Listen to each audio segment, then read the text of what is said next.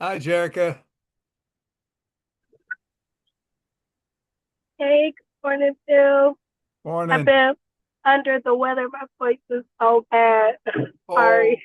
Oh, sorry to hear that. Sorry to hear that. It's okay. I think I got it from Okay. the kid. I think I got it from the kids, to be Well, honest. yes. When you have young kids, that is a very typical path. And I don't really have an immune system because of my treatment. So I'm like, child, I'm quick Gotcha. at the Gotcha. cold these days. How you doing, Phil? How's everything? Okay. Okay. Struggling a little bit with the people in the hospital here about trying to get my surgery scheduled.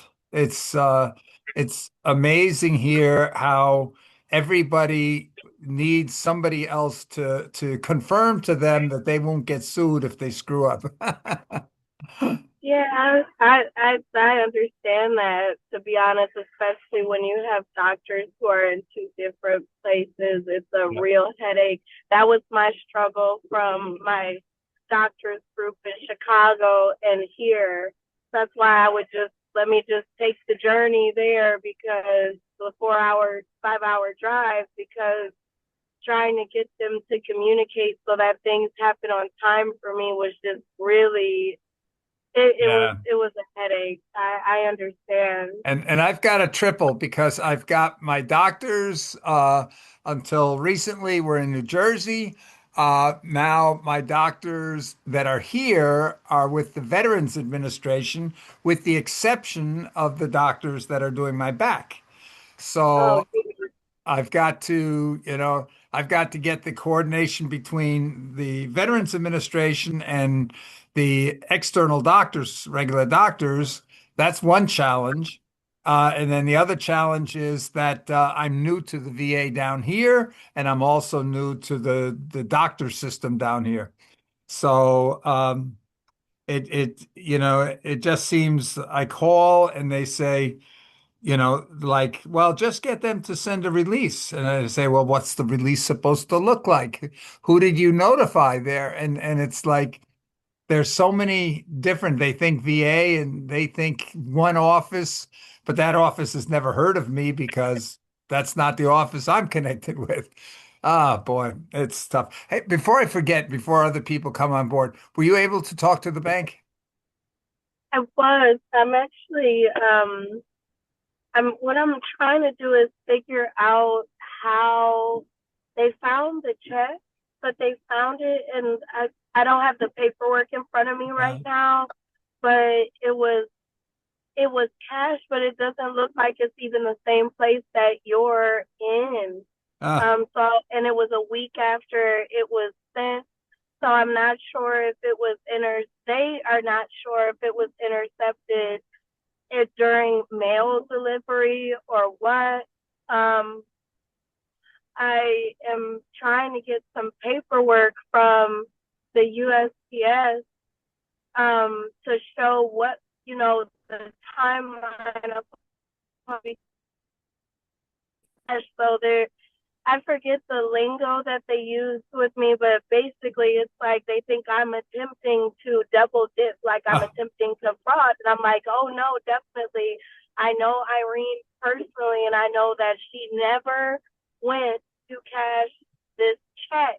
yeah. I'm like, I talk to them on a daily basis, and I know for certain that they didn't receive it at their address.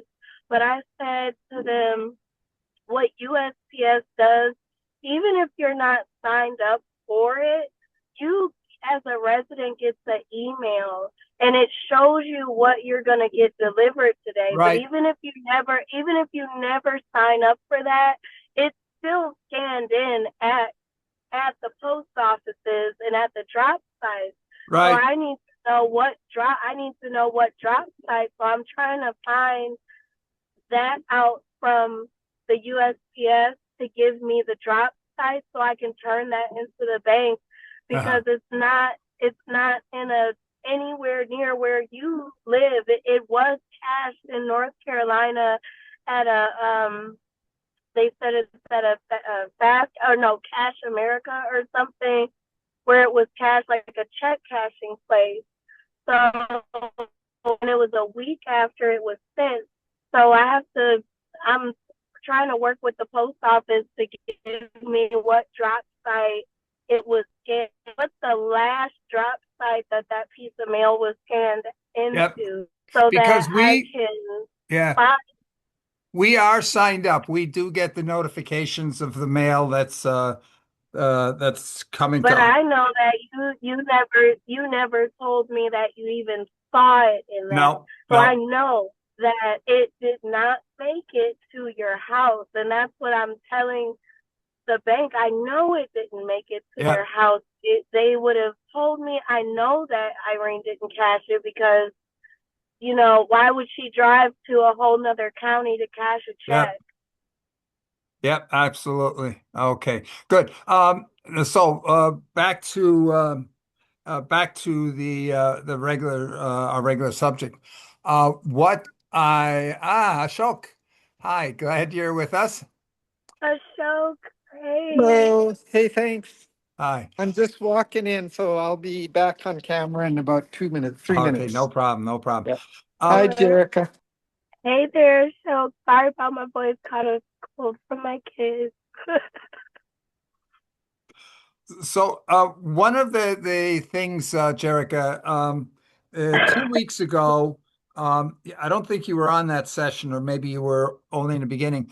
Uh, we had here several people in the past have said, "Oh, you keep talking and repeating the theoretical aspects about what our mission, what we're about, and the kinds of projects, but we never get down to talking brass tacks about concrete projects or really concrete examples of how we work."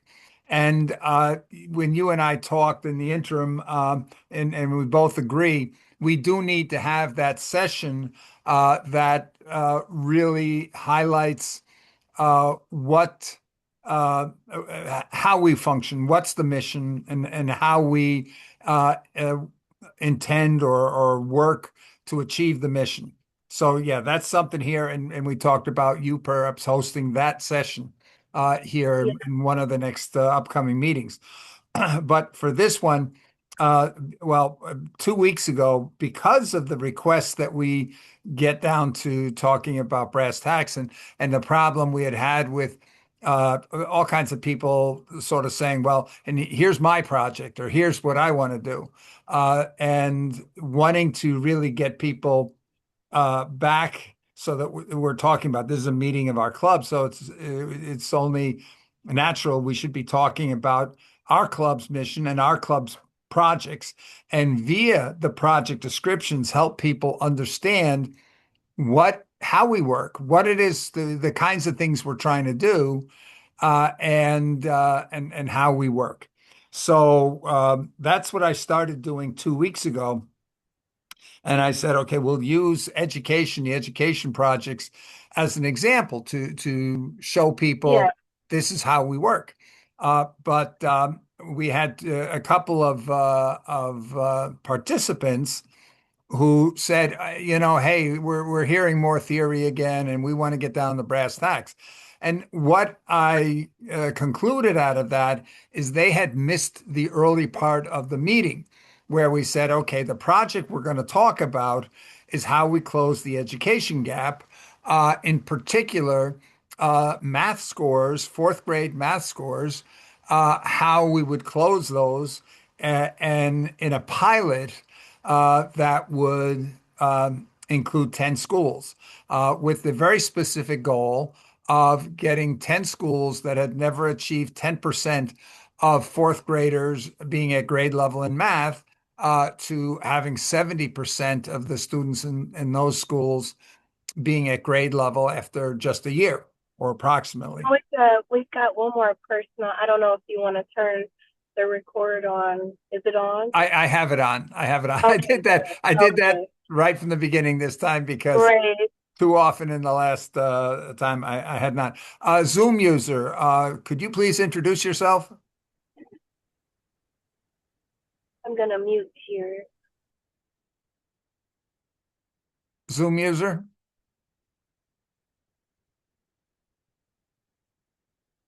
Okay, that may be somebody just using a recording tool here.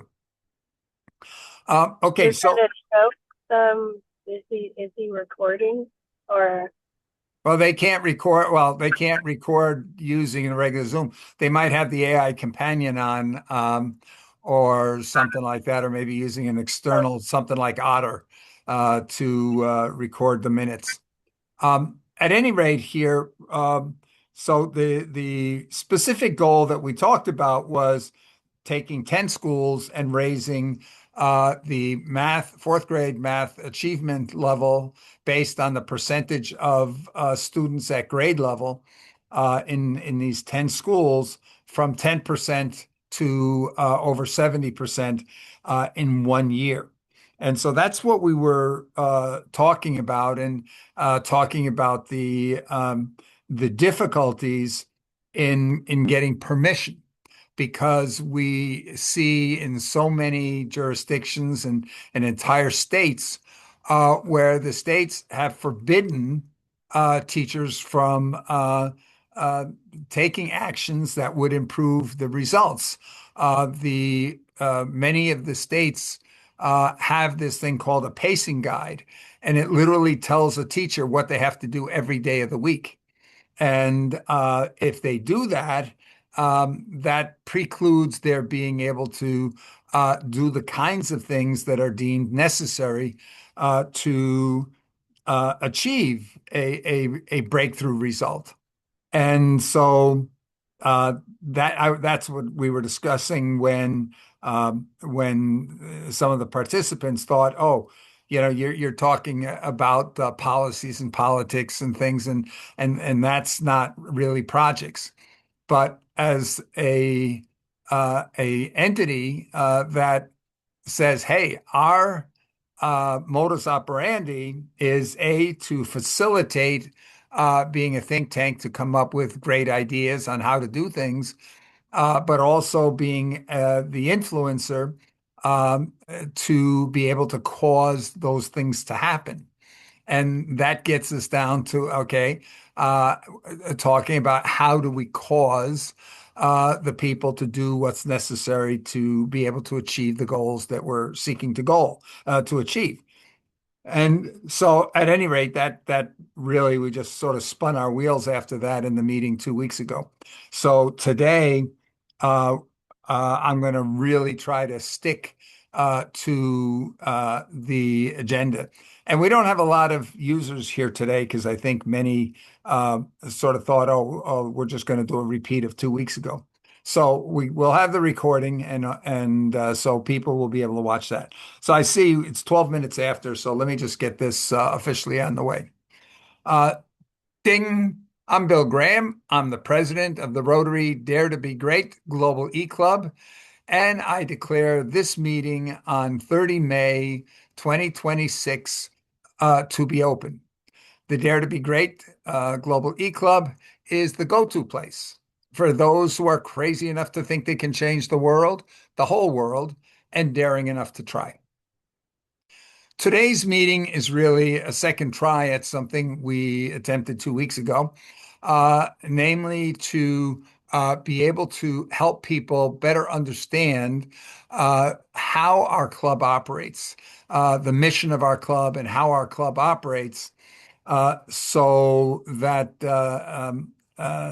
they have a better understanding of that. And we intended to do that by walking through a couple of project examples so that people can see on a concrete example the kinds of things that we are trying to do.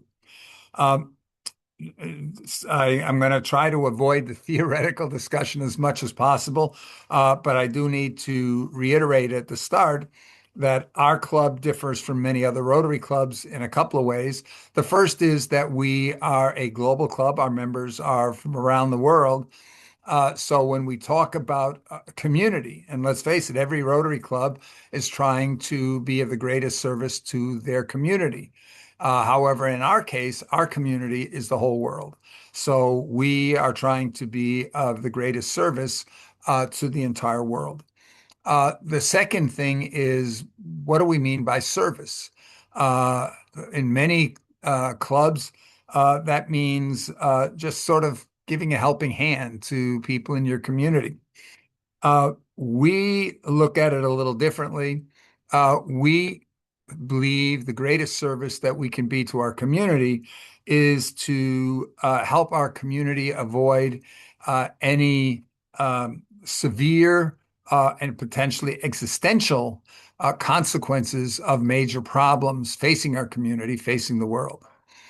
So, in essence, the mission of our club is to solve all the world's problems. And as crazy as that sounds, that we believe we actually can make a significant difference in that regard. And hopefully, you'll get a sense from the projects we're going to talk about of how we believe we can do that. And as a summary overview, though, I'd like to just point out that we realize as a small club, we can't go out there and just pick up the shovels and say, we're going to go and personally solve all the world's problems. So we see ourselves playing two significant roles. One is a facilitator, what we call a think tank facilitator, facilitating bringing together the people who are in the best position to come up with the ways to address the major problems facing the world, both in terms of what the solutions might look like, but also, and maybe even more importantly, how do we enact those solutions? How do we bring those solutions into being? And so that's the first half of what we believe our club is about. The second half of that is to be the influencer, because just having a great idea doesn't mean anything if you can't get it implemented. So we seek to influence the world, to lobby the world, if you would, to be able to uh, get the world engaged in implementing solutions that can bring about significant improvement in the world, significant benefit to the world. So that, in a nutshell, really describes what we're about. We're seeking to solve the major problems facing the world before they can have severe negative impact on the world. And we seek to do that by mobilizing and motivating those people in the best position to come up with solutions that could be successful, and influencing the people who have the influence in the world to implement those solutions and actually help us avoid those severe consequences. Before I go any further, any questions or comments to that very brief introduction?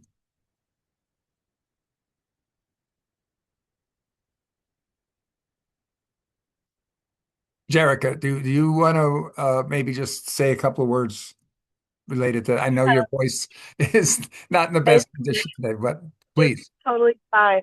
I think that it is very important for us to have a baseline understanding. I feel as though it would decrease a bit of the confusion on how we do things. I think that this session is going to be extremely important if we are seeking to be of the greatest service.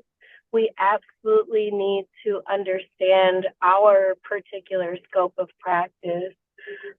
So this, for me, is definitely a highlight.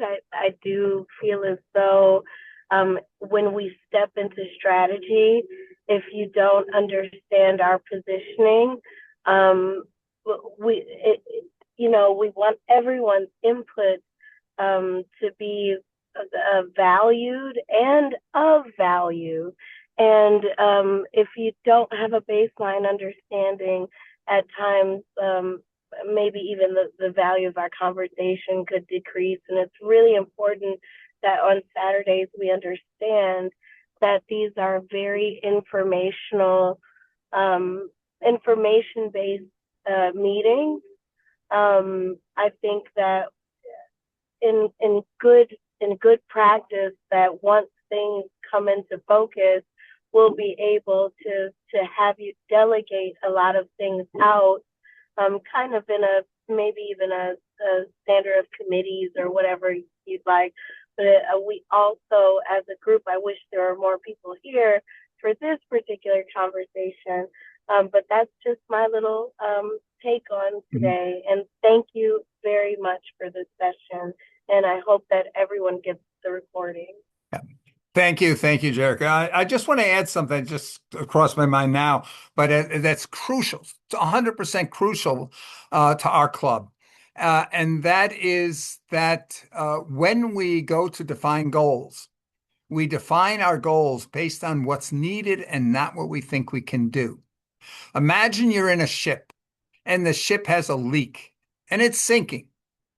It does no good to define a goal that says, we can't stop the ship from sinking, but we can bail half of what we need to be bailing on the ship. We have to find solutions that are going to keep the ship from sinking. And so this is crucial because it means that regardless of whether we know how to solve the problem or even believe it's solvable, we have to apply ourselves to working to find the solutions because failing to do so is not acceptable, especially if we're talking about uh, problems that could be existential. It doesn't do us any good to say we almost saved ourselves. So that's very, very important to understand about our club. Any other comments anybody wants to make? Yeah, I'll make two, Bill. So first of all, thank you for your leadership and for the discipline of convening the meetings weekly, regardless of how many people show up, and the openness to have the vision and the courage to empower and bring out the best of humanity and Rotary vision and values. I just had three observations over the last 6 months of participating in the calls, and I do share Jerica's um, organization and guidance. So if I can just echo back what I've learned with you and Jerica, the first is you want the scope of the service to reflect needs that the world would benefit from to prevent catastrophic failure or improve systems. Um, the second was you want to encourage and engage people to identify root causes to systemic issues and then not just measure the type of the problem, but make sure there's deliverables that are aligned to the needs. For example, with education at the fourth grade level and the need to close the gap. And the other that I really liked and have is the recordings so that we have some sort of narrative flow that people who aren't able to attend can go back to and catch up or add to without having to restart all of the um, basics as we go forward. So that's what I wanted to add. And as a physician at Mayo Clinic and the challenges we have now of onboarding over 85,000 staff in a global digital platform, the um, emphasis on teamwork and radical collaboration. So, not just people together and networks together, but augmented and accelerated with AI. It's going to really be important to have your type of expertise in modeling complex systems uh, change. And then, Jerica, your prior experience with working with UN agencies and building both diplomats, but more important, finding the people that are going to help uh, populate the think tanks that Bill mentioned. So I'm going to stop there, but I've really enjoyed the discipline that you've had of encouraging all of us to be systemic thinkers and to dare to be great about complex, um, killer app type challenges. So these mega challenges will usually overwhelm the beginner or the novice, but I think if they stick with the reason behind your logic, um, Eugen and yourself, I think if the use case that we're going to do in the next month is going to be a workshop looking at that specific use case of fourth grade education in the US, that's a good context specifically. Also, I can just add as a physician now at the other end of my career in the 63 age range, um, your challenge for educators is we do not want to get to create a product or a person that's at the same level of capacity as last year.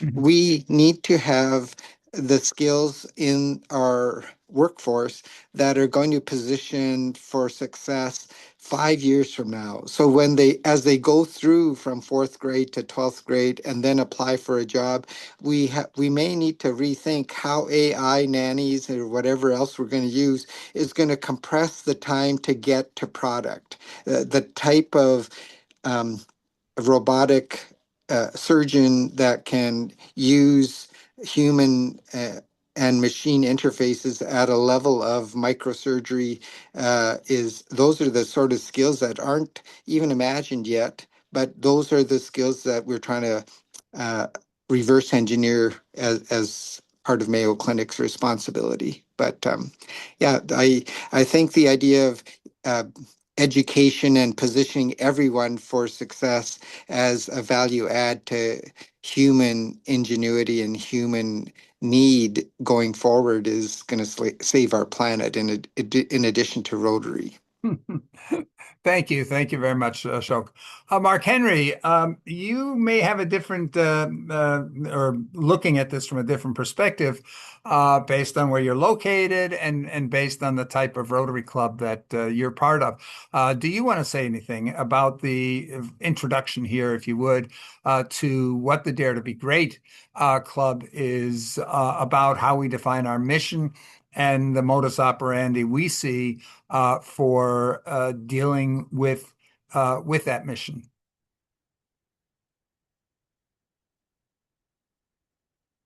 Mark Henry, do you want to unmute yourself and comment? Oh yeah, and Bill, I put something in the chat to summarize to help our co-pilot. Great. Thank you. Okay. Apparently, I'm Mark Henry can't. a Zoom user. Ashok, is that your AI companion, the Zoom user? No, I don't know whose that is, but that's the other Yeah. challenge with some of these Yeah. anonymous tools. Yeah. Okay. Well, anyway, let's go and continue here. The idea for today's meeting is to take a couple of very real projects that many people would say those are crazy projects. The goals are way too high. They're not possible. We've seen for decades and decades that these goals are not possible. And although we said over the last few months that the number one project, if you would, or the number one priority of our club is to address global engagement, to address the fact that so few people are getting engaged in trying to address world problems.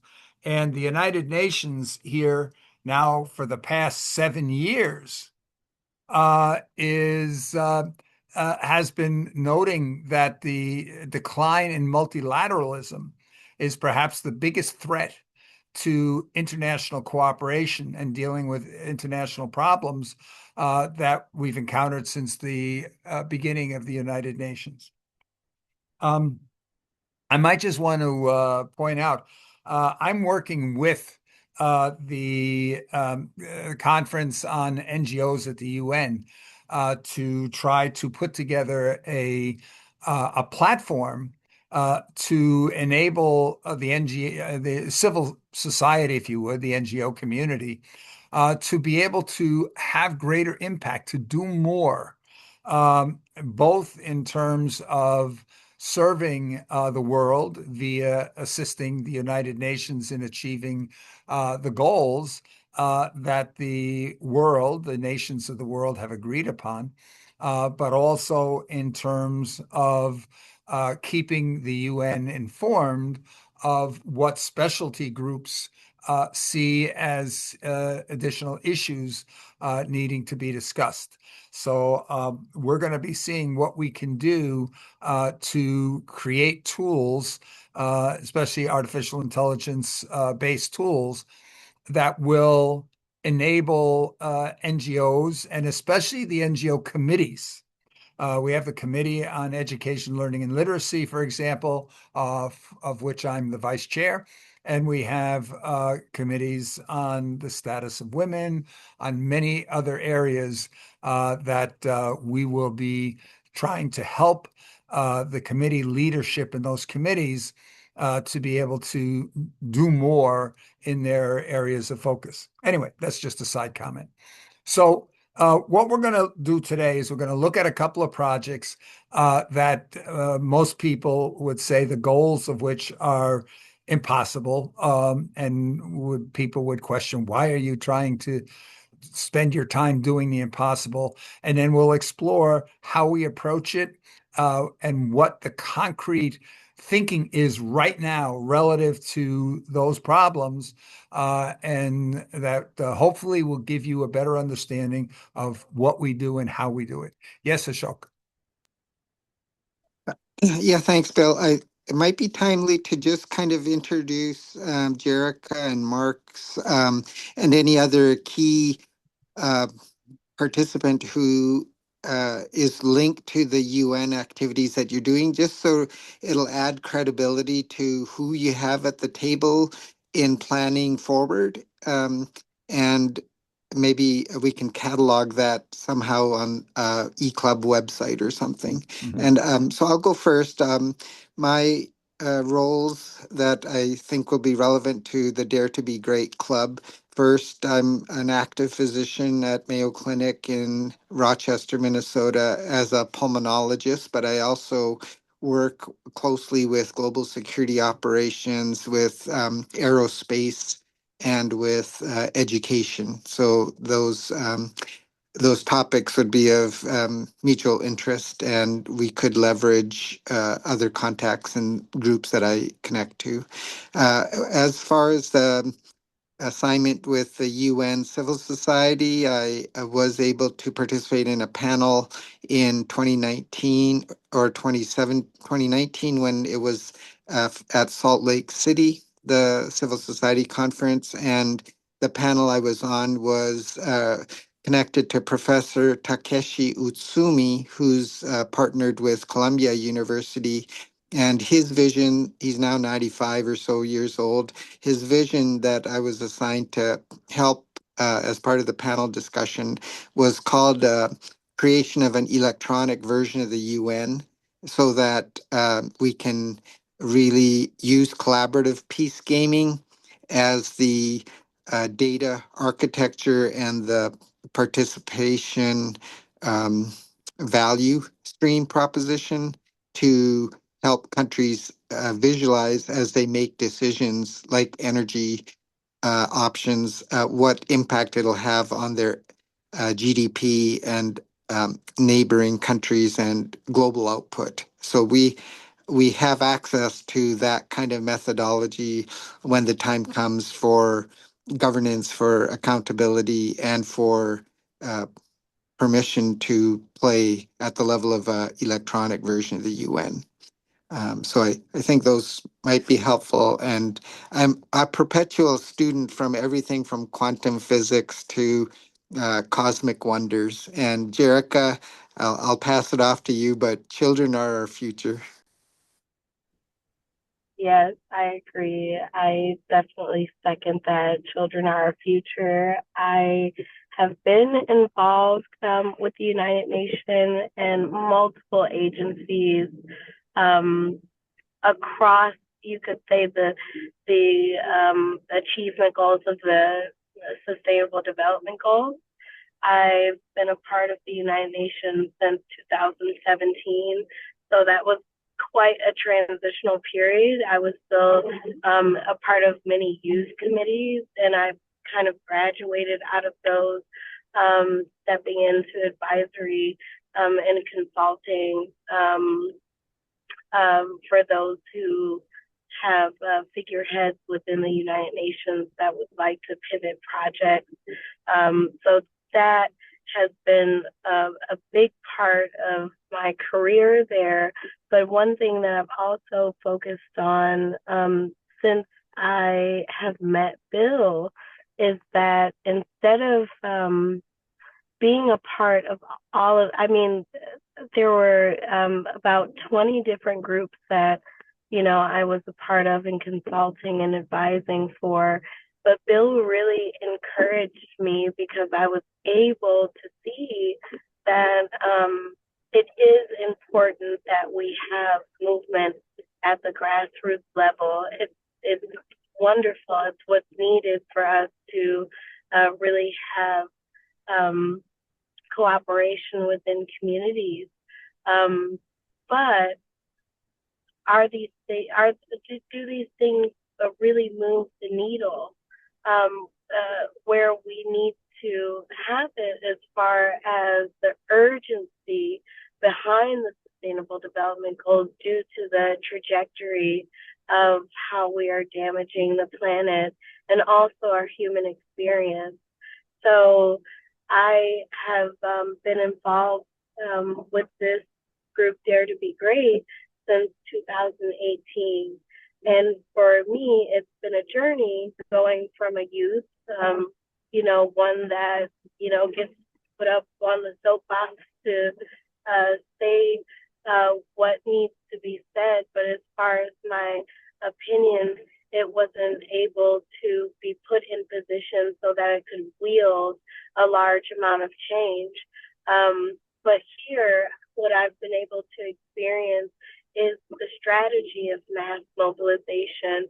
That's the kind of the overarching goal of the SDGs, is that the globe is involved in something that will have all of us move in tandem toward a regenerative planet, even drilling down into, like I said, our human experience. So it's really important to me, at least, that everyone grasps understanding based on my experience, even with certain branding within the UN system, branding for projects or branding for different committees or internal consulting bodies. It's really it's a tough sell. It's a tough sell when people sound insane. And I love being here because we're crazy enough to step forward and perhaps sound a little insane. But if we are seeking to light that fire of eagerness, if we're looking to disrupt the supply and demand chain for education, and we're looking forward to the product because it benefits our youth going into their futures, I think it's really important for us to be on one track. And also on my end, when we're expressing ourselves to maybe those highest levels of media exposure, it's important for me as someone who is one that pushes those things into the forefront, that our narrative is is strong. And I think there's a lot of discipline that comes into drilling down a narrative that has an absolute deliverable behind it. um, I don't think it's good for us to go into the future with a lot of fake promises to the masses. I think it's important that we all obtain an internal responsibility, and I think that comes forth with our messaging and our expression of what we do and how we do it. I don't think that what we're doing will be as trivial as these high level conversations that have been had since we went from Millennium Development Goals to Sustainable Development Goals, the UN system. But do I think that we've had a huge push toward what we would like to see as the achievable goals? No, I don't, because we haven't had a lot of moonshot thinkers that are a part of the conversation.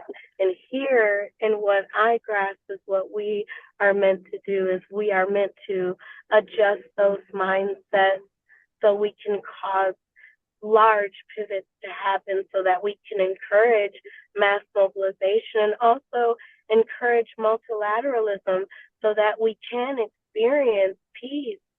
I think it's important for us to understand what peace looks like.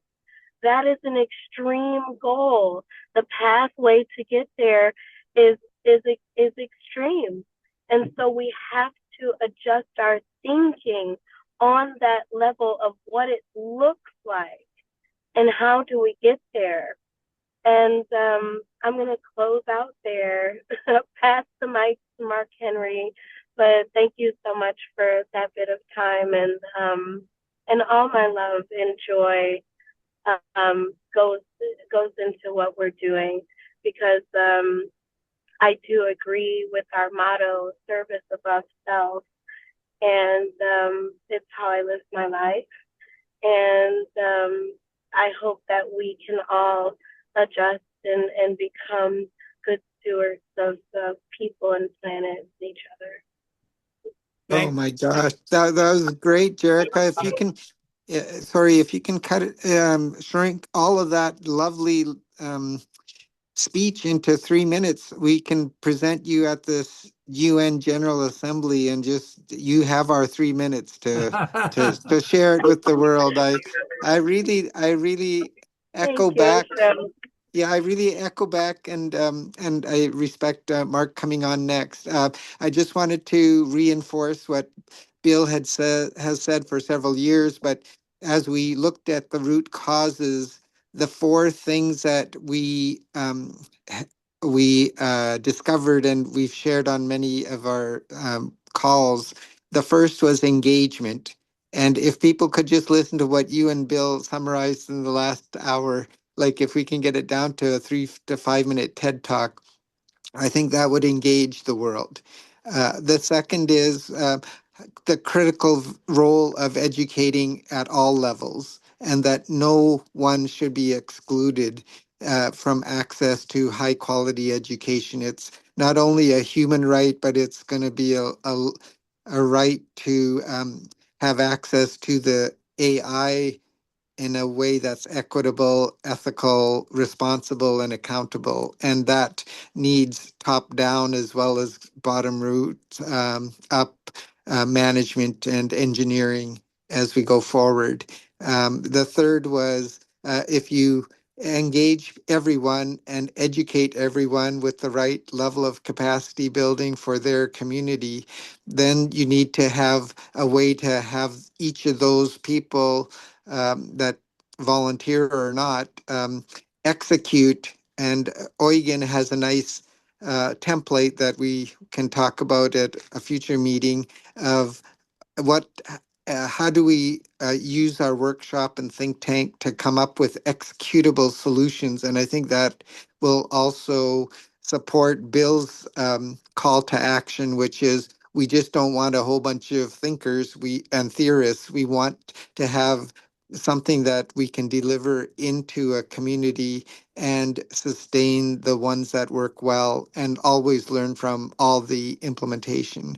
And then the last is because we have a lifespan and we have a life cycle, it's important to have an exit strategy, and succession planning should be part of our solution set as we stay curious on how to um, engage, educate, execute, and implement our deliverables.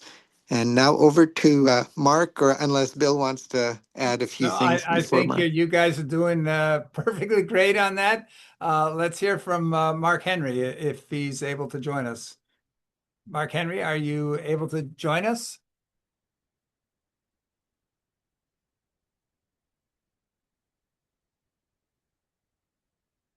Uh, okay, I fear Mark Henry might not be able to connect. Uh, Zoom user, Zoom user, do you want to say a few words? And then it looks like Syed has joined from Yes, Karachi. yes. Sieda, I know you just joined us. We were just going through and having each of us say a few words about our background as to why we are part of a group like this and why we believe we can contribute to coming up with ways to have a significant impact on the world.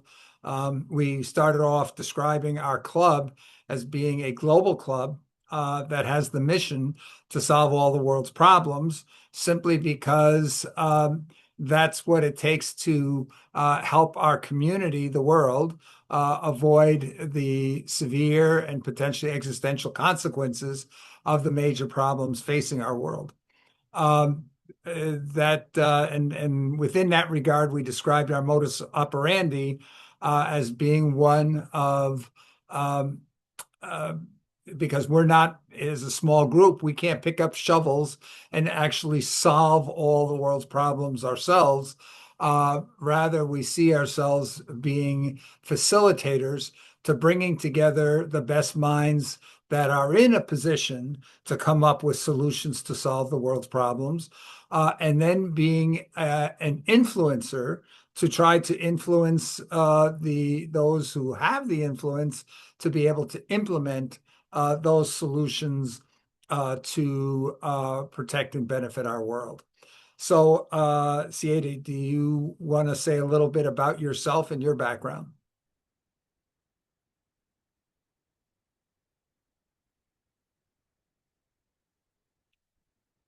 Siede, you're muted. Can you unmute yourself and just introduce yourself, please?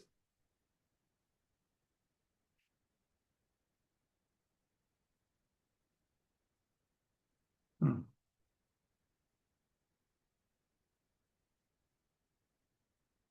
Okay, looks like she can't connect either. Uh, Ali, I hope you can connect, but I realize you're at a disadvantage that you just were able to just join us now. But I hope you heard Hi, yeah. I hope you heard my last a few words to Sieta there that we would love to have you just introduce yourself briefly and tell us a little bit about why you are interested in something like our Dare to Be Great movement to try to have major impact in the world and how you think you might be able to contribute to our group. Oh, yeah. So I basically am all about empowering people to be their best person and achieve the most in their life. And that's how I have helped family, friends in the UK, in Pakistan. And I think that basically to have the most impact, that can only be done with other people who think the same way. And I'm not one of those people that thinks, well, there's so many problems, you can't do anything about it. I believe that change begins with you as an individual, and then it's like a hub and spoke, and then everybody you interact with, can benefit from your education, your resources, and then they can pass it on. So I like the Dare to Be Great Club because it is aspirational, it is bold, and I like the idea of the fact that it views the world as a global village, which a lot of people actively advocate against, but I don't believe that. I think we are a global village. So that's why I join these meetings. Great, great. Thank you. Thank you. Just a few words to myself. I'm an old guy, so I've done a lot of things in my life. Began as a military officer, ending at the Corps General Staff, where I learned that an individual can have huge impact across very large territories and large numbers of organizations. I've been a senior management consulting at the highest levels of major corporations, and also entire industries on a nationwide scale, including, for example, the entire banking system of Switzerland, looking at the role of money in the future. I've built a large multinational business and led it to the point of being the market leader in 9 major industrialized countries. Uh, I've jumped into education. I was professor at a major university responsible for building the data management course sequence, and got involved in broader education issues, where I conceived and mobilized several initiatives that averaged about 100,000 participants across the entire United States and several European countries. I am architected a major enterprise management software package that mirrored the largest such software worldwide. Bottom line is what you're seeing here is through luck more than anything else. I ended up in positions where I was able to have very significant impact on things in the world. And this has caused me to believe the only thing that's truly impossible is that which is not attempted. So the whole purpose behind the Dare to Be Great Global eClub is to bring people together who believe that not only are things that we think are impossible, that's not necessarily the case, but believe that we have no choice but to try to solve many of the problems in the world, because to fail to solve them could be existential to the world. And that is not in keeping with our pledge to be of service above self. At any rate, one of the newer things, I'm the vice chair of the NGO Committee for Education, Learning, and Literacy at the United Nations. And education is a major passion of mine, from the sense, how do we not just offer top grade education to everybody in the world? How do we ensure everybody in the world has a world-class education? Because to fail that, to leave a large share of the world population without an education, without understanding of cause and effect on a lot of different things, means that those people can't help the rest of us in trying to solve the problems and could end up being counterproductive if they fail to understand why certain things are needed to protect our world. At any rate, that is the some of the background. Now, I see Jay just joined us. Hi, Jay. I wanted to point out at the beginning of the meeting, we pointed out that the last meeting 2 weeks ago, we were trying to focus on describing concrete projects so that we get away from this idea that, well, we only talk theory and we never get down to anything practical. So we were trying to do that 2 weeks ago, and I think you joined the meeting a little late, and you may have missed the goal of what we were talking about at that moment. And so we're going to try to rectify that today and complete the discussion of some concrete projects so it becomes very clear of how we operate and how we're approaching some of the problems. And we're going to do that based on two projects that are related to education that we'll talk specifically about those. And I want to just make it very clear that in talking about education, we're not talking about education in general. We're talking about something very, very narrow. And that is looking at developed countries and taking the United States as the example. How can we close the education gap between the least successful and most successful schools in terms of the percentage of students in those schools that achieve full mastery of all of the educational material being taught? And we're specifically targeting fourth grade math as the example. Our goal here with the project is to say, how can we take 10 schools that have never achieved even 10% of students at grade level in fourth grade math, and in 1 year have those 10 schools each have 70+% of their students at grade level. So that's the first of the projects we're talking about. That's the goal of the project. So when we talk about everything we're going to be talking about from here going forward until we switch to the other project is focused on that particular goal. So any questions about that before we start?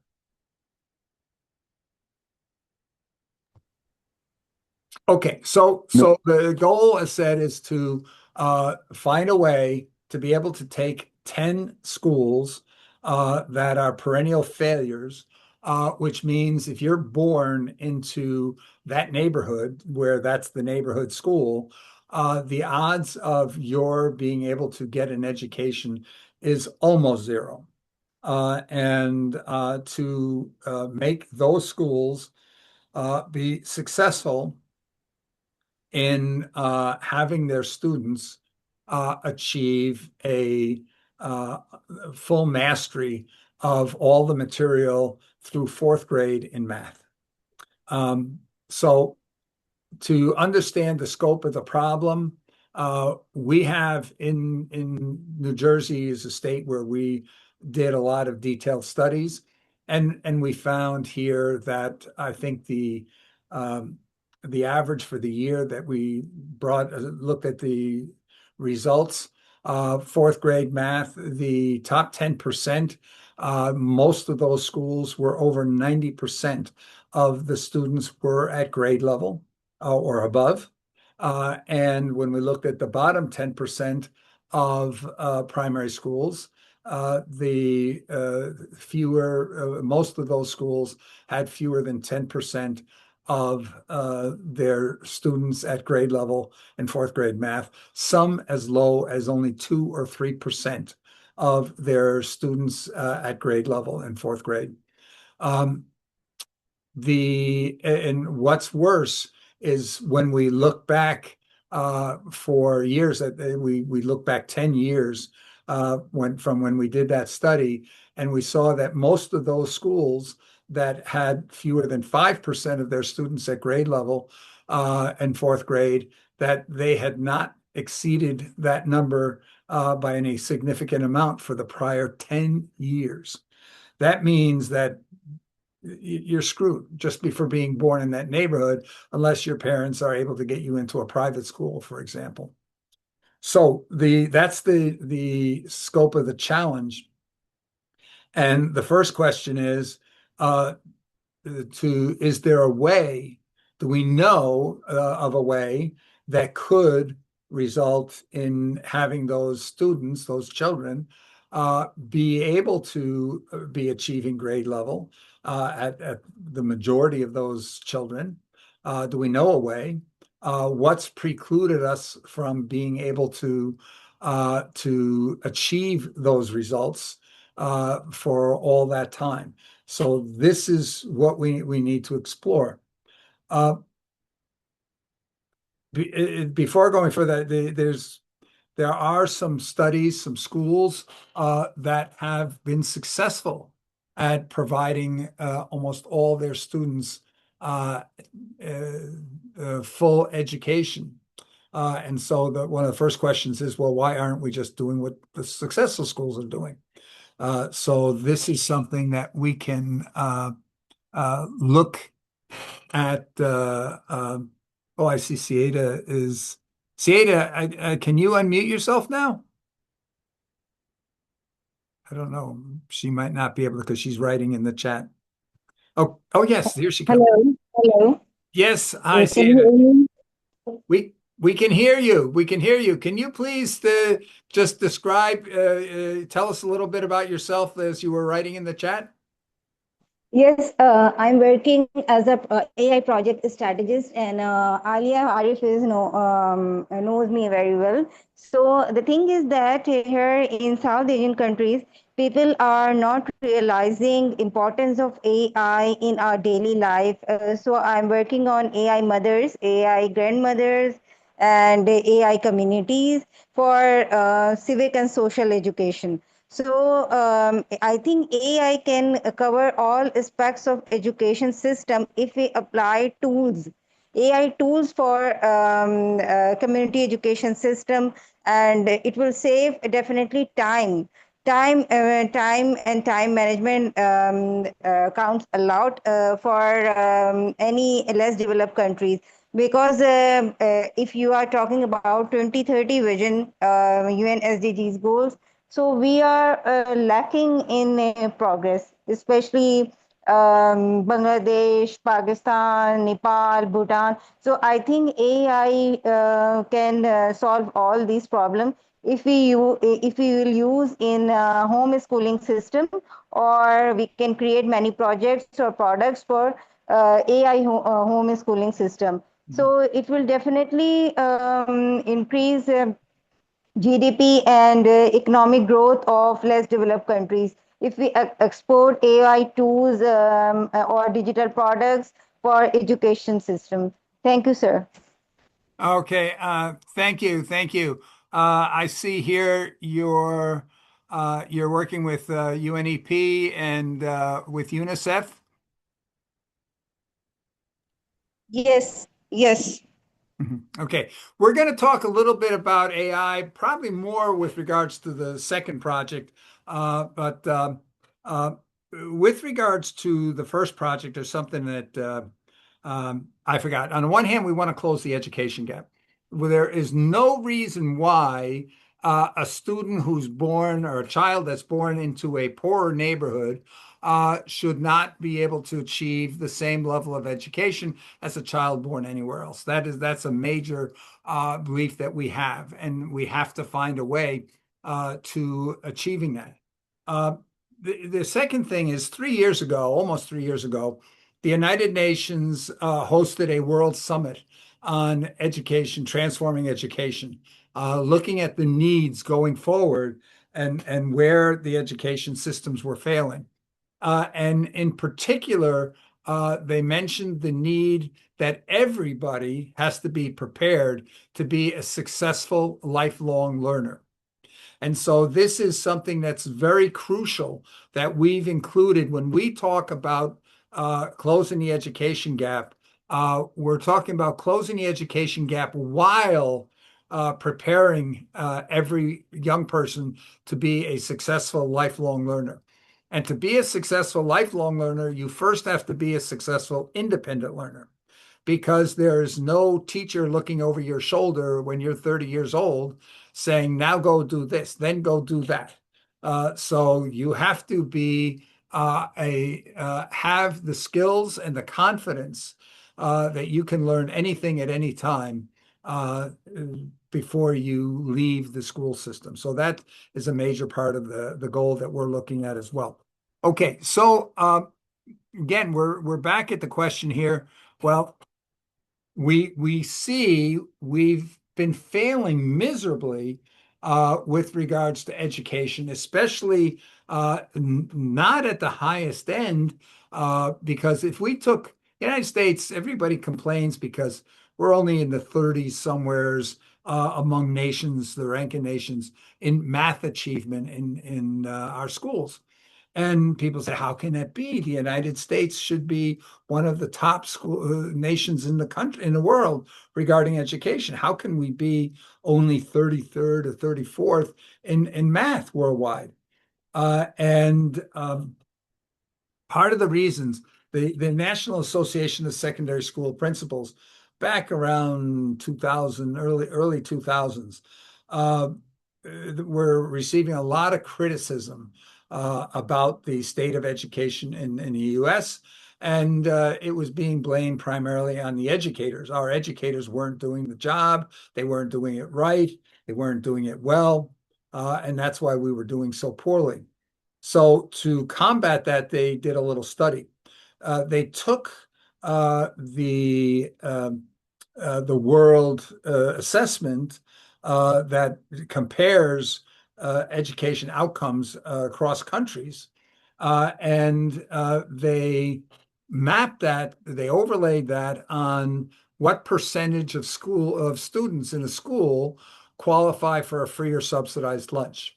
And what they found was that if you excluded school, or if you only counted schools that had fewer than 10% of impoverished students, fewer than 10% of students qualifying for a free or subsidized lunch, the United States actually matched the most successful country in the world, or the most successful test area in the world for that year. And but if you were to take the schools and only count schools that had more than 40, I think it was, or 50% of students qualifying for a free or subsidized lunch, that the United States scored at the level of a third world country, a developing country. So the Association of Secondary School Principals said, see, it's not the education system, it's not the teachers, it's the society. The society in America is screwed up, and therefore you're blaming the educators. You have to fix here the poverty situation in America. And we now can see that that situation has really exploded. In 2001, which is quoted in that study, there were only four states in the United States that had more than 50% of the students qualifying for a free or subsidized lunch of public school students.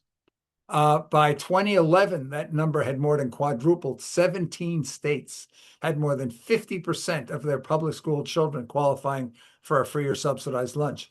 By 2014, that had grown to 22 states. I think it's somewhere up in the 30s now.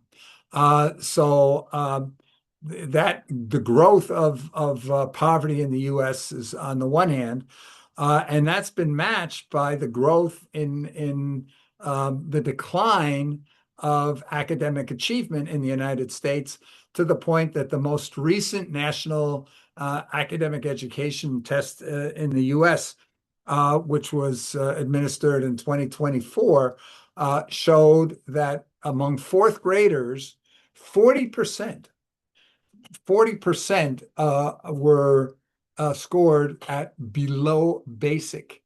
To understand this, this test scores proficient. That's more or less at grade level, more or less, above proficient, uh, just basic, understanding just the rudimentary factors of language and vocabulary, and then below basic, which is essentially functionally illiterate. 40% of American fourth graders scored at below basic for the first time ever. So we see how bad it is, but hey, the upper middle class and the successful school districts, they don't see that. They don't really feel that. So hey, the world is we're doing fine. Uh, Another factor that plays into this is very important. Back in when was it? I think this was back in the 1980s or 90s. Professor Stevenson from, I think, Michigan State University did a study comparing the city of Chicago, uh, the city of Beijing, uh, Tokyo, I think it was Tokyo, and one other city somewhere. So three cities in Asia and Chicago, and compared the results. And what he found was that the most successful school in Chicago, including the exclusive private schools, just barely eked out, was just barely ahead of the worst achieving school in all three of the other cities. Uh, the At the same time, looking at the parents, the attitude of the parents, the parents in Chicago were much more likely to say their children were getting a great education, despite the fact they were getting the worst education. The parents thought they were getting the best education, and the parents in the cities in Asia, whose kids were getting the better education, thought their children were getting a horrible education and it needed to be much better. So this was a very telling sign that explains some of the problem because the parents in America have this belief that their kids are getting a great education even when they're not. And so there's no real drive and push to make education significantly better. Um, there's a movement that began in New Jersey a year or two ago called Wake Up, Wake Up Something New Jersey, where a wealthy individual who's very involved in education spent millions of dollars trying to make the population of New Jersey aware that the grades that their kids were getting in school had nothing to do with their academic achievement, as was visible through the state and national exams that showed the children did not have the level of mastery that their grades indicated. That the grades are greatly inflated. So anyway, that's enough to background. I think Jerica's telling me, okay, get off it. Stop, stop. We heard enough about the problem. Let's get into some of the causes. But go ahead, Jerica. It's just a question as well. Could the perception of parents saying my child is getting a great education be based on economic, employment, or any other opportunities that are available after or post graduation? Could that also be a factor? I think when, excuse my voice, I have a bit of a cold, but I think to a parent where perhaps you have a larger population and opportunities are fewer, even if it's a first world country, I think a push for better education would be one that was priority. But if you live in a place where there is economic opportunity for your child, even just if you are employed at a factory that's paying you $20.50 to start, that's something where a parent could say, oh, you just have to make it out of high school. That's all you have to do. Have a high school diploma so that you could have this type of economic opportunity. So there wouldn't be necessarily that attentiveness or eagerness to push forth with quote unquote better education. It's very interesting. Professor Carol Dweck from Stanford University, who studies basically motivation in the schools. Um, and she defined this thing called the growth mindset. What she discovered was that children and parents, most people, in fact, in the United States, think the achievement level you achieve is based on the brain cells you were born with. You either were born with smarts or you weren't born with smarts. And so trying really makes no difference. This is something that has been studied a lot in especially Asian cultures, where the attitude is that effort is what makes the difference, not what you were born with. Everybody has basically the same abilities, and it's how you strive that makes all the difference. And this seems to be a major factor in the difference between education outcomes in the United States and in many Western countries versus the education outcomes in Asian countries. Um, uh, I think the couple of things we have to keep in mind that we have, for example, two major cities in New Jersey, including the capital of the state of New Jersey. The percentage of children who drop out before completing high school is almost 50%. So when we talk about the parents saying, "Oh, just make it through high school," that we see an awful lot of them don't make it through high school. Um, there's also the factor that we see, especially with regards to early childhood development, that a great many of parents, when we start talking about the percentage of children who grow up in poverty, a great many of the parents are either overwhelmed, they're addicted, or have some other issue. They're working three jobs, that they're not able to provide their children with any kind of development assistance. And in many cases, they themselves just believe that's the way it is. We're born into the lower class. That's where we belong. And there's no sense in trying to do anything about that. So this is well documented in studies as well about that attitude factor of you can't do anything about it, so why bother trying? That's a factor. Okay, so the bottom line is we got a major problem. We got a major problem in this gap, if you would, between the lower classes and the higher classes in education outcomes. And this is visible the day they start school, but it continues on. So how do we change that? Well, one of the things, maybe the number one uh, factor that experts have discovered is something called mastery-based learning. The bottom line is if the students aren't achieving mastery, but if we're not calling for mastery, how can we be surprised? Why should we be surprised when we're not achieving it? As the saying goes, you can't achieve what you don't aim for. And if we're not aiming for mastery, how can we expect to get it? So there's been a number of experiments done in different parts, different schools, of this thing called mastery-based learning. The idea here is that you cannot progress unless you've mastered the prerequisites for the next step.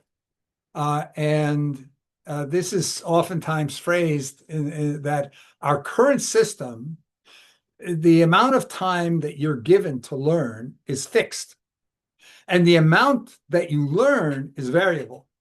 Some learn more, some learn less, but it's within that fixed time frame, and then you move on just because time has passed. And the alternative approach is no, we're going to make the amount that you're supposed to learn, that's what should be fixed. And the amount of time that you're given to learn that is the thing that should be variable. So that if somebody can go and learn a whole year of math in 3 months, great. Let them do that and move on. If somebody else says they need 2 years, maybe 3 years to master the same fundamental principles, there's no value in moving them on to where they're not going to be able to understand what's being talked about. Just 1 second, Ashok. We played a little mind game here where we said, okay, imagine we're going to go and talk to seventh grade teachers. And we're going to ask and go into a very successful school, maybe the town I used to live in New Jersey. I think we had 94 or 96% of our students went on to a 4-year college. And if you ask a seventh grade math teacher there, would you pledge to get 100% of your students to be at grade level by the end of the year? That teacher is probably going to say, what do you mean? That's what I do already. No problem. If you go to a school in Trenton, the capital of New Jersey, and you ask a seventh grade teacher there in a school where they probably have only 5% of kids at grade level in seventh grade, will you pledge to get all your kids to grade level by the end of the year? That teacher's probably going to say, are you crazy? Yeah, that teacher in that wealthy community, that successful community, they can pledge that because 90% of their kids start the school year grade level ready. 90% of my students start the school year 3, 4, or 5 years behind in math. It's ridiculous that you even ask me to achieve the same result, given that I'm starting with such different material. And so the primary issue that for many, many teachers is the preparation of the students that they are given to teach. If the student is not has not mastered the prerequisites to understand what you are teaching, why bother? You're just wasting everybody's time. Yet the laws in most of the states in the United States require teachers to follow a teaching guide or pacing guide that prescribes basically what you've got to teach on every week. And they're required to do that even if they know the students have no ability to comprehend what they're talking about. Case in point is Tim Vandenberg, who is the famous teacher who sent all his sixth grade math teacher in California, who sent all his students back to kindergarten to then work their way forwards step by step. 1 + 1 = 2, single digit addition, digit addition with carrying, or multi-digit addition with carrying, and so forth and so on. 430 or so learning units to fourth grades, probably around 600 or 700 learning units between kindergarten and sixth grade. And his students literally blew all the state statistics away. His students had the greatest degree of improvement from the beginning of the school year to the end of school year of any school in California. Where every other school, every other county, every other school district in California, their results were essentially flat from the beginning of the year to the end of the year. In other words, at the end of the year, the students were at a certain level in the beginning of the year, and it really hadn't changed. Other than the beginning of the year, they were saying, okay, this is where they are relative to fifth grade standards. End of the year, this is where they are relative to sixth grade standards. But they were all totally failing relative to those standards. This one teacher who started off even below those levels at the beginning of the year ended up way, way above state standard levels at the end of the year. So what happened? His teacher came and said, well, Yeah, it's great that you're doing all that. Your students are so successful, but that's not your job. Your job is to follow the rules on what you're supposed to teach on every given day. So this teacher has to now give up most of the school classroom time to teaching material that his class has no idea what he's talking about. He has many students who do not know the meaning of the word less and more. Most of his students can't read. So the issue here to go and be explaining to them sixth grade math when they don't understand first and second grade math is a total waste of time. What he proved was that it was far better to have those students go back and build that solid foundation from kindergarten, first grade, second grade, third grade, build that solid foundation, plug all the holes. That was a much better usage of those kids' time. And at the end of the year, those kids had all progressed up to 3 years of learning in that So, one year. Bill, would we be able to maybe get into the deeper discussion of perhaps where do we go with this body of information that we are served, Right. right?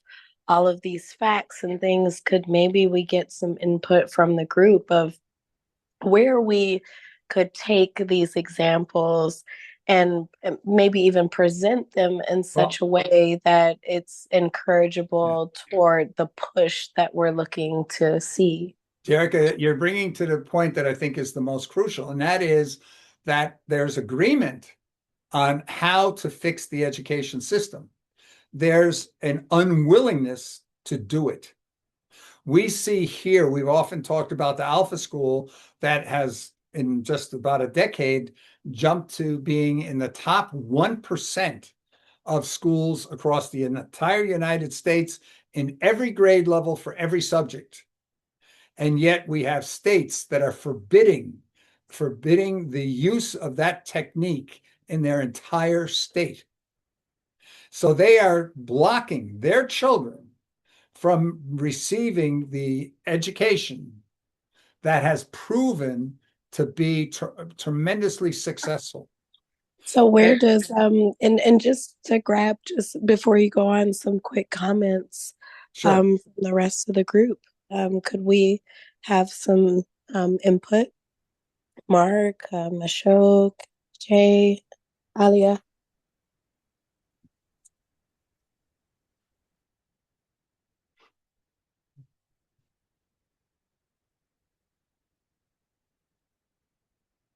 The thing that we're looking here for is the idea is I think how do we Jay's get come. the I think schools? Bill. I think Yes. Jay's trying Oh, to okay. Go come ahead, on. Jay. I'll chime in here. It's reiterating what we've talked about before, also to that we have to create something new, and we have to create something that's more engaging. And Oh, it's totally engaging. They're having no success with the engagement. They're only having success in getting the legislatures to allow the children to do something different. It's forbidding. The system is forbidding the children from doing so anything. they have to go outside the system. You can't. They won't let you do that either. They're So, not even allowing them to create a private school. so one thing that's universal now, everywhere in the world, there's more cell phones, there's more smartphones, whatever you want to call them, on planet Earth than there are people. And that's one of the implementation potentials, is to deliver something that's engaging, that's um, educational, that's in that framework, that can feed back into their primary education, but doing it outside the system because they're getting an app that can have them more, again, getting soft skills, getting different skills underneath the skills that they need to be what they need to achieve in the schools. Jay, what do we So, see happening with cell phones pretty much around the developed world right now with regards to tools? Maybe before we get into to that portion of it, of the little details, maybe Jay, you could expand on if we were to look at multiple levels of education, maybe even the pathway to get there. This takes administration and teachers to be aware, as well as what we're trying to push for the students. Maybe you could expand on, the multi dimensions of education that this would take, and maybe what it would look like at scale.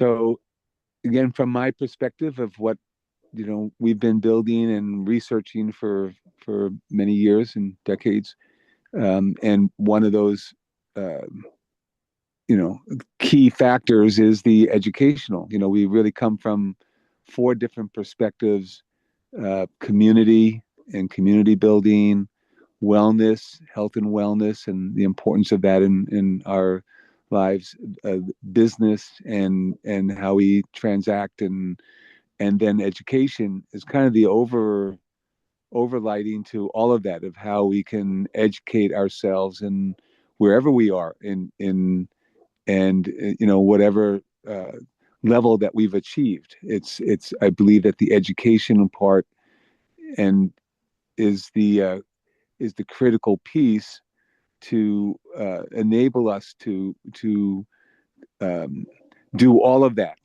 for having a better community and wellness and business, a better world.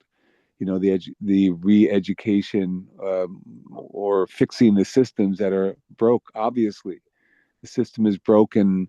It again, every time we come in, it just feels very depressing, Bill, of hearing just the where it's at, and my thought, what we originally came in on is that we're trying to create new systems and deploy something that is fresh and new, and be able to Uh, test it out. Actually, Jay, I'm going to stop you here because what we sort of said here in the beginning, we were going to talk about what we're doing, what's the strategy that we are following, because it's not here. I got here, I've described the problem, and I've probably described the problem way too many times.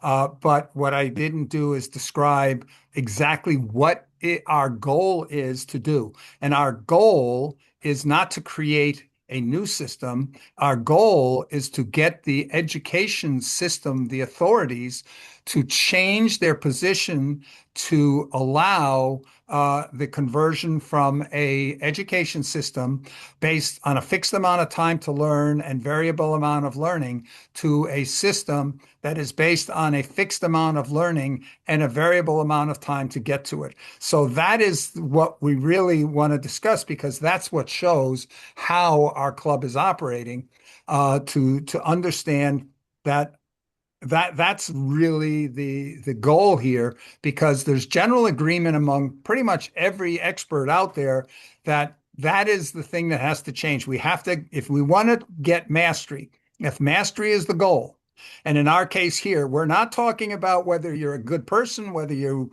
are caring about health or anything else. We're caring about can you score on the math test at a certain level that indicates proficiency. That's what the narrow goal for this experiment is, and our the challenge that we're looking at with the club is how do we get the schools to switch from a time and seat based model to a mastery based model. Does that make sense? Yeah. Okay, because because if we don't narrow the scope, if we don't define the context of what we're trying to achieve, then why we do the things that we do don't make sense. So when we go out there and talk about saying, okay, how do we get the schools to adopt that change? It's a very significant change because the funding model that states use to fund the schools is based on time and seats. As I mentioned, the states, almost all the states in the United States publish a pacing guide for every subject saying what the teacher is expected to teach during a week. And Tim Vandenberg was telling me about how his principal basically said, I don't care about the success of the students. I only care that you follow the rules that the state prescribes. And we see here on conferences, there are over 100,000 workshops and conferences held around the world every year with regards to education. And yet there are none of those that I was able to find, at least that AI reported back to me, were none of those that included the idea of getting rid of teachers. Not getting rid of teachers, but eliminating teaching. Okay, because for almost the entire education community, education is synonymous with teaching. The idea of learning without teachers or without teaching never comes into the discussion. But in reality, the purpose of education is learning, is what students have learned. So if you, and we're not going out there saying, no, we don't need teachers, but if you look here, there's teaching has two major components. One is giving lectures and instruction and maybe tests. And the other is working with students to overcome whatever problems they have to make the students successful. And most of us, if we think back on the teacher that we feel had the greatest impact on our lives, it wasn't the teacher who maybe knew algebra better than any other teacher or knew physics or whatever. It was the teacher who interacted with me, who took time to understand what my situation was and help me understand the material that they were trying to help me understand. And when we look at teachers, teachers, some teachers get sick, they go on maternity leave, whatever, and another teacher may jump in to take their class while they're out of school. And we identify that teachers fall into two categories. There are some teachers that want to teach because they love their subject and they just want to go and sell their subject to everybody. You see that with a lot of Latin teachers, for example, that they just love their subject. They want everybody to love their subject. And then there are teachers who it's all about the kids. They love working with kids and helping kids become successful. So what we see is when we switch from a time-based education system or calendar-based education system to a mastery-based education system, the teachers become mentor coaches. They become the coach of going and advising and helping the student become successful, because the only thing that counts and gets measured is the success of the student. Now, we can argue about whether the tests are a good measure of success, but that's what the measure currently is. And if you're doing bad in the tests, the students, it starts to affect their confidence and affect their mentality, their mental condition. Whereas students who are successful, that are getting constant confirmation, hey, great job, you're doing fantastic there. We see that changes their whole attitude. So helping a student become successful in the tests that are used today as the measure has a major impact on their lives, because in addition to just their feeling about themselves, that is the yardstick that people outside university admission program, HR people, hiring people, they use the results of these tests and grade point averages and so forth. These are the yardsticks. So the question here is then, what's stopping schools from becoming mastery based? When we see the results, when we see the couple of schools that have broken out and said, we're going to do this and achieve those results, what's blocking this from being accepted elsewhere? A lot of it is the inertia of, well, that's the way we did things for the last 200 years. So, and one of the problems that with education that makes it particularly difficult is every single adult out there. That's the education system they know. That's the education system they went through. The teacher gives the lecture, you do the practice, then you take the tests, and it repeats and goes on. At the end of every year, you get promoted to the next level, unless you've done something really, really horribly bad. So um, we have to overcome that inertia, and how? On top of that is the teachers' unions are very much afraid of any change. And so we see that teachers, colleges, schools of education at university levels, think tanks, they've been proposing what we're basically saying for decades. And they go to school districts and they say, you need to change, you need to be doing it this way. They get tremendous resistance.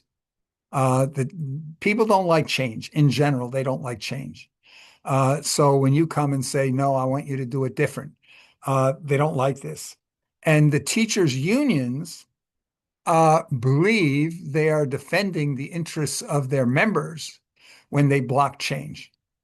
And so we've been looking here at the possibility of doing a workshop and bringing a number of people together to discuss the issue. And it was very interesting that I went to AI to ask for suggestions as to who we might want to invite to this workshop. And it said one of the people that you need are the heads of the teachers unions. But then it said, but you're probably going to fail if you invite them, because they are unable to look objectively on how to improve education, because they don't see that as their priority. They see protecting their members' current way of doing things as their priority. So we have had to try to talk with educators and so forth to try to figure out, okay, how do we get around that situation? If we talk to teachers and we ask teachers, what do you like best about the teaching? Is it giving the lectures, or is it working with your students? Most teachers say it's working with my students. Most teachers say they get the most pleasure, not out of having completed a successful lecture round, but by seeing their students be successful. So what can we do to try to get the teachers' unions to basically listen to some of their own members? And one of the things that we've looked at there is to say, okay, let's see if we can't, right now, almost every time change is suggested for schools, it's coming from outsiders. It's not the teachers and the administrators in the school that are saying, this is the way we can fix the problem. It's somebody from the outside coming and saying, you should change the way you do your job and do it this way. So what we've been looking at is, can we get the teachers' unions to champion the teachers themselves telling the world how they can fix the problem? Because when the teacher is asked about what the core direct problem, not the very often the teachers are asked very broadly, and they say the problem is poverty out there. The problem is the parents, but they have no authority to fix that. So when we go and constrain the teachers and say, we want you to tell us what you can do, if nobody was forcing you to do things certain ways, how could you fix the situation?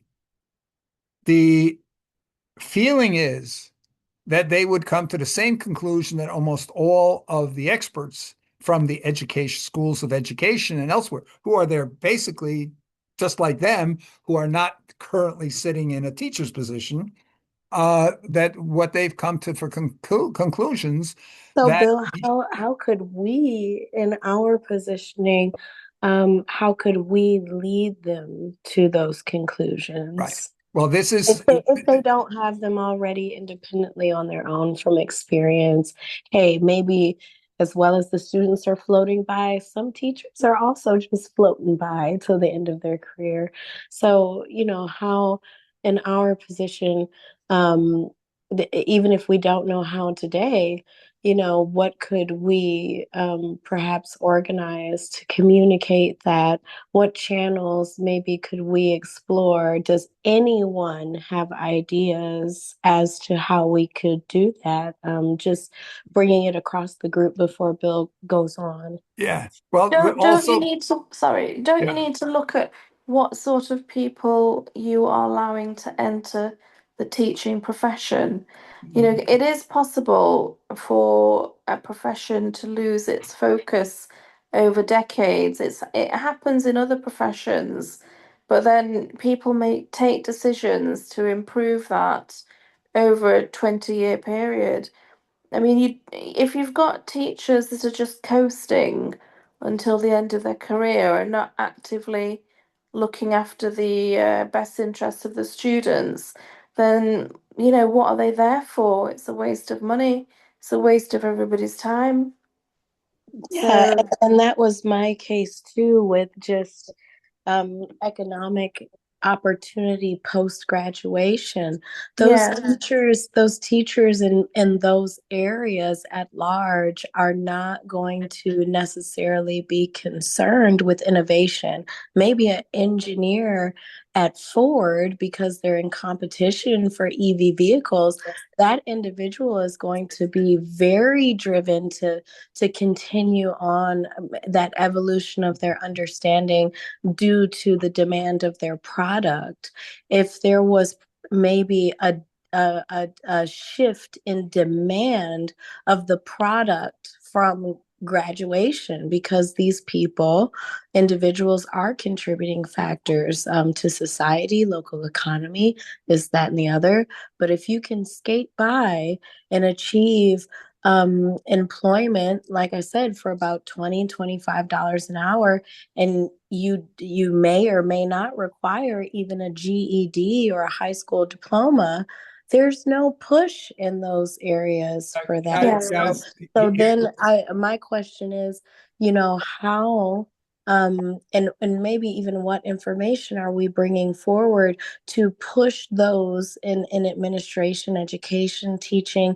Where do we give them that push to I think, yeah, force a you bit of have to show eagerness? them the business case of lost potential, loss to the economy, the personal tragedy of all those children that do not achieve. Yeah, but Alia, here's the problem, both of you. The problem is that the parties that control what the schools do right now do not care. You could tell them that half of the children, when they're 18, we're just going to go and euthanize them all, and they wouldn't care. They would go right now at the people at the top levels of this. They have publicly said that the education of the children is not their priority. Their priority is the comfort of the jobs of their members, who are the teachers. And we have to remember the teachers union are the number one political force in the United States. They have the biggest lobbies in every state assembly in the United States. They So basically, who's above the teachers' lobby? nobody, nobody. So the issue here is right now what our strategy we believe is if we can get the go to the teachers union and say, you know what, nobody listens to your members. Everybody comes in and tells your members how to do their jobs, but nobody's listening. So guess what? We want to give your teachers a voice. So the first thing we want to do is we want to hear from them. Why is it that we've got the problem that we have, that the schools are not turning out the results we're looking for? So we want to hear not from teachers in general, because the teachers that most often talk are the teachers in the most successful schools, because people say, hey, why do I want to listen to the teacher in a failing school? I want to listen to the successful teachers. But we know that it's not the quality of teachers. You can literally swap a teacher out from a top level school that they are used to teaching students who come into their class at the beginning of the school year ready to learn, and we're going to dump them into a class of gang bangers and people who have no interest in doing anything but beating up on the teacher. And what do you think that teacher's going to do after a couple of months in that school environment? My sister was a teacher in the Bronx in New York, and the school came to her and said, I'm sorry, you have to leave because we can no longer physically protect you. I visited a school, a high school in the Bronx that had just implemented metal detectors. And I think it was about 2 weeks before I was there, they had confiscated a number of handguns from the students in the school. So we have to realize that we are not dealing, when we are looking at the schools in the bottom half or even the bottom quarter, let's say, of schools, we are not dealing with the same kind of people that you're dealing with when you're looking at the top quarter of the schools. And it's the students that are on the difference, because in the United States, we have programs that deliberately try to find the best teachers to go into the most troubled schools. But what is that teacher going to do if the teacher says, I don't have any students that want to learn. I don't have any students that will try to learn. And I don't have any students that even have the knowledge to be able to learn if they wanted to. What do we expect that teacher to do? So we've got to go and we've got to ask the teacher, what will it take? What will it take for you to be able to make a difference? So we have a survey that we developed with a number of teachers here, for example, on the screen right now. So we asked, what's the major causes, direct causes of low class achievement? Please indicate how big a problem each of the following is with regard to average class achievement compared to other schools in the state. The first question is a high percentage of students starting the school year significantly below grade level, 1 to 3 or more years behind. Is it not a significant problem or a very significant problem? Or students starting the school year with a wide variety of holes in their prior knowledge. There's no common knowledge base among the students. I got 30 students. Every one of them has different problems. So is that a significant problem or not a significant problem? A significant number of students who are frequently missing from class, absenteeism. The school that I talked about in the Bronx, every day, 1/3 of the students didn't show up. So if you're a teacher and you're giving a class that builds on what you taught yesterday or the day before, and a third of your class wasn't there yesterday or the day before, how do you do that? A significant percentage of students who rarely or never do homework, at least not effective homework. Is it a significant problem or not? A high percentage of students that don't have a home environment conducive to learning. Almost 40 years ago, my first introduction to thinking about education at all was a documentary I saw that happened to be in Germany that showed two girls in the same class in a school where one of the girls, her mother was a doctor and her father was an architect. She had a governess there. She had a music teacher. She was an only child. And she was just everything in her life was about achievement and success. The other girl was one of six brothers and sisters. Her father was a coal miner, and it showed her opening a book at home to study. And her mother says, "Don't waste your time with that. Come help me with your little brother." So you could see that that girl had almost no chance because her family had no respect or did not value education. Um, a high percentage of students facing other problems which negatively affect their ability to concentrate. A high percentage of students who learn significantly slower than other students. A high percentage of students who are bored or don't care for various reasons. A school schedule that does not allow for effectively serving students with widely diverse education backgrounds and needs. a school system that does not require full mastery or of prerequisite content before allowing the student to advance to higher level of content, and then going and giving them the option to add any other direct cause that is hindering their ability to have those students be academically successful. So when we that was intended as a first step. So these are additional causes that they can describe on their own. And then the next step was to put together another committee or group of fourth grade teachers from these failing schools, from the totally failing schools, and say, okay, here's what you've told us are the major things blocking you from being able to be successful. You tell us what you could do, what you would do if you could do anything you wanted. What would you do to overcome? You can do anything you want, but it can't cost any more money and it can't involve any more people. So you can't go and say, oh, I'm going to divide the class into 5 groups based on prior knowledge, and I need 5 assistant teachers to teach each group or whatever. Nope, can't do that. So what can you do? And for example, you have to find a solution. If you're saying absenteeism is a major problem, then you have to find a solution that succeeds despite absenteeism. Right now, we see in the United States there's a big push to eliminate homework because they say, okay, kids that live in environments that can't do homework, you can't go out and tell students, okay, homework is part of your grade, but I'm sending kids home to environments that can't do homework. So they're restricting all academic work to what happens in the classroom. And we've seen countries, Finland to a degree does that, they require everything to be done in the classroom so that it does not disadvantage a student that has a home life that is not conducive to learning.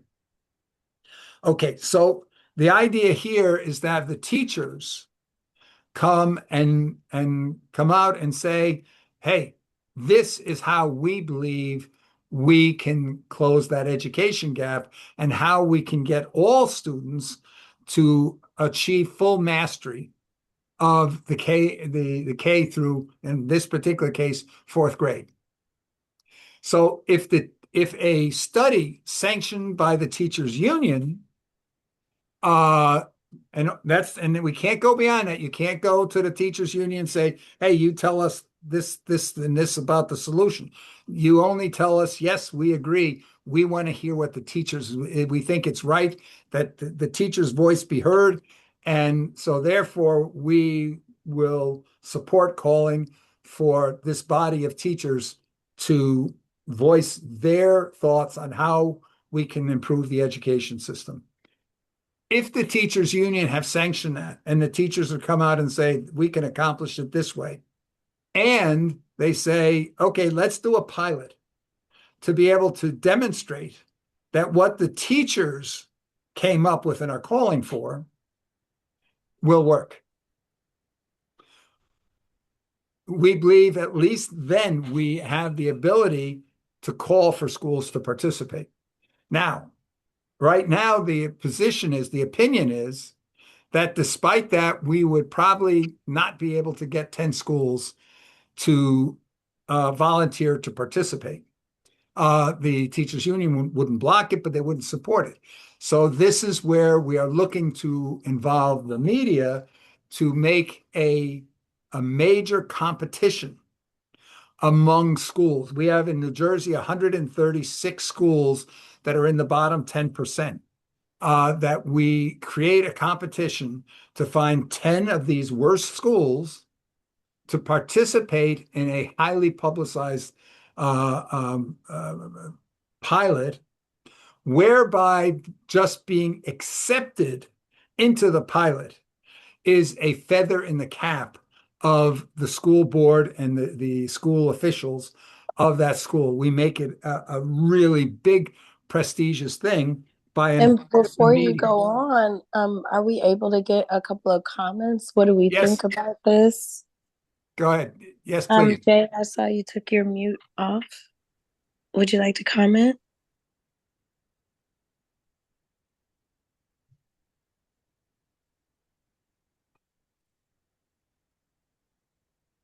Jay, Yes. I saw you took your mute off. I was just asking before Bill continued on if we could get some commentary from the group on the information that's shared. I'm feeling a little um, like this is a no-win scenario. That's the from how we're going at this, and so I'm not sure where to go with it. I'm you know I feel like there's solutions and there's ways to go at this, but the way that it's been out, laid out, I don't see how we can go beyond the union, the teacher unions and the system that is inherently broken. Jay, let That me ask you a question here. Let's assume for a moment these 10 schools, that the 10 schools to follow the example of Tim Vandenberg. All the students go back to kindergarten material, and they just using Khan Academy, they work their way through the 430 learning units to and master each one along the way. There's a general consensus of everybody that we've talked to that if the child has mastered each one of the 430 learning units during the 180 days of the school year, that they will have 100% mastered all K through fourth material. Number one. Number two, that there is agreement that the great majority, 70% plus, of students will be able to complete all of those 430 learning units during that 180 days. They'll need some more time on some, but very many of them they'll zip through because even though these children have a number of holes in their knowledge, there's a number of the concepts they got, but it's just that they have different holes in the knowledge that have to be plugged.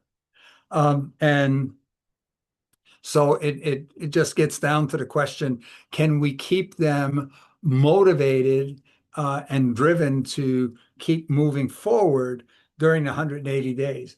And what I haven't described yet is we have a concept of mentor coaches and motivational coaches and so forth that are literally watching what they're doing minute to minute because we're able to use automation to literally see every keystroke and every line they draw during that year, during that hour a day, and be able to quickly intervene on an individual basis anytime a student is having more than reasonable difficulty with a topic or where they're not putting in the expected effort.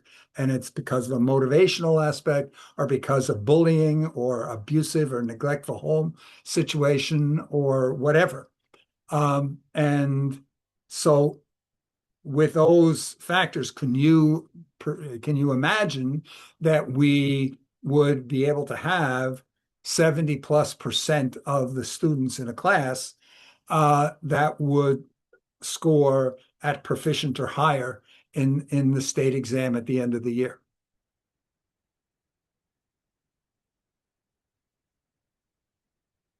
Jay, that was a question here, whether you. yeah, I don't know. It's too specific there. Again, I'm more of a generalist here and have gone through a broken educational system and finding some systems that did work, and then mentoring. That's why I'm on board here. Is I believe the mentoring modality is the way for us to achieve this, and you know, um, and weaving in tools, new tools that can be more engaging than the existing protocols that are delivered. Um, but every time we come in for uh, um, making this available, it's impossible for it to be deployed. So it's kind of a no-win Yeah. scenario. Well, I'm that's the finding. thing we're tackling. Well, I think also just sticking true to who we are. We are a group or a composition of business and civic leaders um, pushing toward a goal. And we all have our expertise in our specific industries that we are contributing to this group from. So I think some of us are strategists, some of us are data people, some of us are visionaries.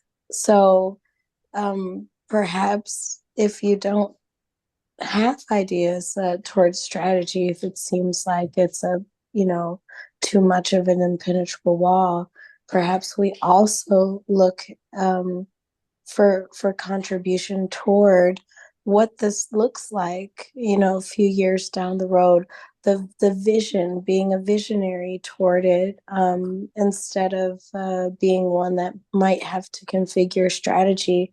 I think if we could even approach people in the group, um, so that all of our contributions are valuable, and that we feel as though our contributions are valuable.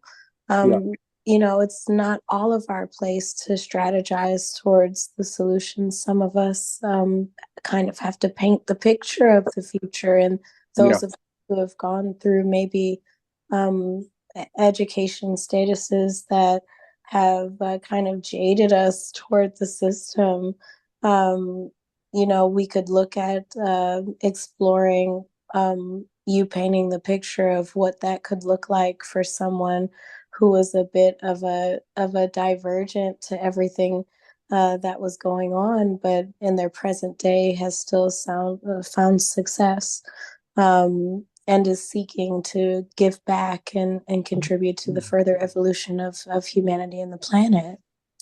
And Jay, yeah. I think I'm, here I'm one of with the I'm with on that. Just to respond to that, I'm totally Yes, with thanks, that, and Jim. that's why I'm on board for that. And but we have to have a entry point, of where we can demonstrate it, And I tried to about a month ago. I tried to kind of step it up between Bill and us, having two different perspectives, and demonstrate that, that we're that of the system as is, and what we have to deal with the system that can be, and more of a futurist, so I think that, to answer uh, you know that objective of us as a group here, of coming, or creating it more of a solid group, and having something that's engaged. Because if we can't engage, it's like we're when I come on the meeting, it's like we're in the school system, because just being delivered information. We have a pretty much a monologue that's going on and reiterating the information, and I'm for having full engagement, getting everybody involved, in this conversation. So how can we offer a solution if we yeah, can't do it here? I think Jay, the thing that we're looking at here is we sort of see two steps before we talk about the method of education. We're sort of talking about the broader sense. For example, if we just simply change from being time-based to be mastery-based, that's sort of a prerequisite. You can do that without doing any changes about how you deliver or how knowledge is acquired. Then you can get into a second step because now you've defined how do you measure the success. Now, there's people out there that says, no, you should not measure the success. Everybody, their success is different, so we shouldn't go and try to get people to conform that you need to do multiplication the same way that other people do multiplication. You should be able to make up your own multiplication system. But right now, we're saying no. The goal we're looking at is uh, um, how do we define this is the goal that has to be achieved at different levels, and then we can get into how. And then some of the ideas you have might apply there as well. But for right now, we're saying, look, we have examples out there where using Khan Academy in a particular way is successful. Whether the teachers would agree and come up with that same solution, I don't know. But I suspect they will, because I've talked to a number of teachers, and when you talk to them, describe, they pretty much say, yes, I would love to do something like that. But the thing we're looking at is saying, okay, we believe here that if the schools would go and have all their students go back to Khan Academy, have a mentor coach that makes sure that they're keep making progress, that they're being successful. We know that the success of students doing regular schoolwork has immense positive impact on their psyche and their confidence. And so if we believe that it would be possible if the students just went back, plugged their hole, and I'm not talking about regular students. I'm talking about the students that here are not even above 10% of their class being proficient. In other words, I'm talking about the 90% of kids who by fourth grade don't know the difference between the word more and the word less. That if we can get those students to plug all the holes in their knowledge to get to that fourth grade level where we can say these kids are going into fifth grade 100% grade level ready. That if we believe that we can get 10 schools to achieve that, we then take away the excuse. Right now, that of these 136 schools, or maybe it's 120 maybe, that have not gotten 10% of their students to grade level in 10 years, when a principal's hired into that school, are they required to tell how they're going to get that school to close the gap to the top schools in the state? Or are they just hired because we're so happy to find somebody who's willing to sit in that seat? So if we can get those 10 schools to be successful and working with the media, now we can start to put real pressure on administrators and other schools to say, we've demonstrated it's possible. Why aren't you achieving? We're not talking about the individual students, Jay, and I think that's what you're talking about is individual students. We're talking about the system, the teaching I system. think also what Jay is is talking about is perhaps repetitive information being delivered.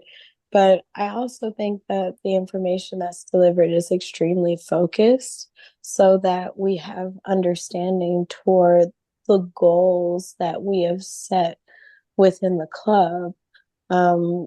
Certain facets of the framework of achievement don't exactly work for people who haven't had that base knowledge. So I think it's good that we have the base knowledge. And I think it's also good that we seek further contribution from the members.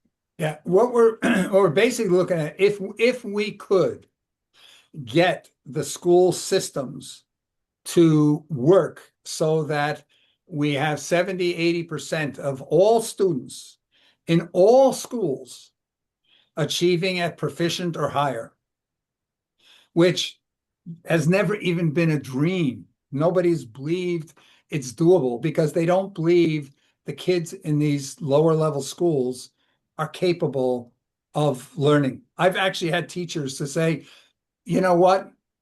Those Black kids don't have the brain cells to be able to succeed. Their teachers have said that. And that you could have a teacher with that kind of racial attitude, being responsible to try to help And kids those succeed. having the ability to even maybe even put that rhetoric out there to something that's captured with data capture, I think that's Right. also extremely dangerous. You know, we've got RFK Jr., you know, making those kind of comments based on, you know, the Black communities and the rise of ADHD and all of that scenario, right? I don't think it's our job in particular to pick through the scenario. I think it's our job to explore these success stories that are expressed to us on a weekly basis and take those and strategize toward what is going to be most successful if we are those who could even develop into internal consulting bodies, like say to maybe even the UN, something like that. We have to have an extremely thorough body of information that we're pulling this from, Mhm. success stories that we're pulling this from. So I think if we're gonna take this information, I think we also need to define who we are. And Bill, I know you had mentioned some surveys that you wanted to send out. I think it's important that we all define our own individual scope of expertise so that within this we know where we're contributing into maybe the entirety of our scope of practice towards service coming from this group in particular. I Yeah, think and that's a good idea. I think though what's very important, and that is that um, we retain the focus, like I said, to uh, in some ways it's enough to just go and say the current situation is not acceptable. School administrator, you have 2 years to reach this level of achievement, otherwise we're going to replace you. The idea, in a way, to do something like that. But as long as the general belief out there that it's not possible to do better, then nobody feels threatened by that kind. There's And I no think push. if people feel as though that these systems are impenetrable, I think it decreases the amount of hope that we No, have. you're right, but that's why we have the opportunity to Yeah, go and strategize. How do we reverse that thinking? And this is agreed. why if you go out there and take a school and take any school and have that school achieve tremendous success, it means nothing. It means absolutely nothing because everybody believes you can take a school. That's why we're saying to take 10 schools. That is a level that can't be equated to a fluke or some abnormal situation. If 10 schools in one state can make that kind of jump, where of all the ones participating in the program, almost every one of the schools achieves that significant jump, then it removes any kind of argument that it's not possible to do that. So whether 10's the right number, is it 15's the right number, is 8 enough? I don't know the answer to that, but I know we've got to be able to go and make it so that it becomes the talk of the town, that everybody's talking about. Oh wow, look at what they did is unbelievable. Okay, so now what I about think your it school? comes to the exposure of those stories, Bill. You know, it comes from us thinking really big.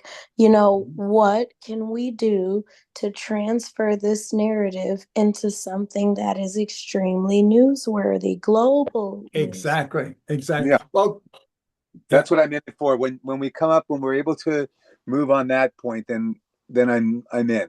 yeah. You know that So this is where I jumped into the group and seeing the impact that could be made. You know, going both, you know, through the Rotary and through UN. I think we can make a test case, but again, it has to be a pilot test case scenario that you can base off of. Otherwise, we're just talking. It's just words and, you know, statistics and, you know, and I don't think right. that's going to be proving anything. So we've done a fair amount of research in how likely are we going to be able to get 10 schools to really objectively participate in demonstrating that they can make this unbelievable, impossible goal a reality, taking so many kids from so many schools. And in New Jersey alone, we got 73,000 children attending primary schools in the bottom 10% that basically have almost no chance of success. So if it was a disease, it would be a national emergency. So the issue is if we can demonstrate with 10 schools that they can accomplish this unbelievable result, and we're only following an example that we know works. We've seen it work. Right. And I think we can also, seek to implement this in the areas that is needed. I think that we see really high potential in schools that, like Eugen pointed out, that have a large population of neurodivergent students. We could also pull from different districts that might be a little more financially capable and Now, see it. this has to be, Jerica, this is one of the things that was pointed out when we went and did a lot of the questions to say, what do we have to do? We have got to focus initially on the plain Jane standard school where the Agree. standard And I kids. think public schools, not exactly focusing on magnet and or charter, but Yeah. I do think maybe even focusing on public school demographics would be something that would be very influential for us to integrate Well, into. the thing about it is it's so easy to find out because of the way they're done. The failing schools that it almost doesn't care why, but it's very important that you take schools that are in the bottom 5 to 10%, or 1 to 5% ideally, that you take those schools because the voices and the success of schools that don't have those conditions are not accepted as examples of how we can fix the bottom schools. There's a sense out there, yes, there are special ed students in every level of school, and there are a lot of people very focused on dealing with special ed students.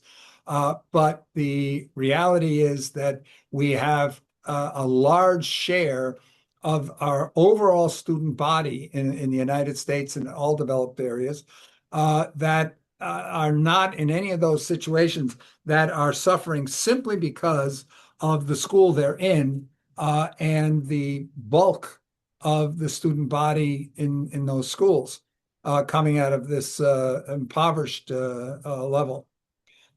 So I think it's very, very important that we have to demonstrate that any totally impoverished school can succeed.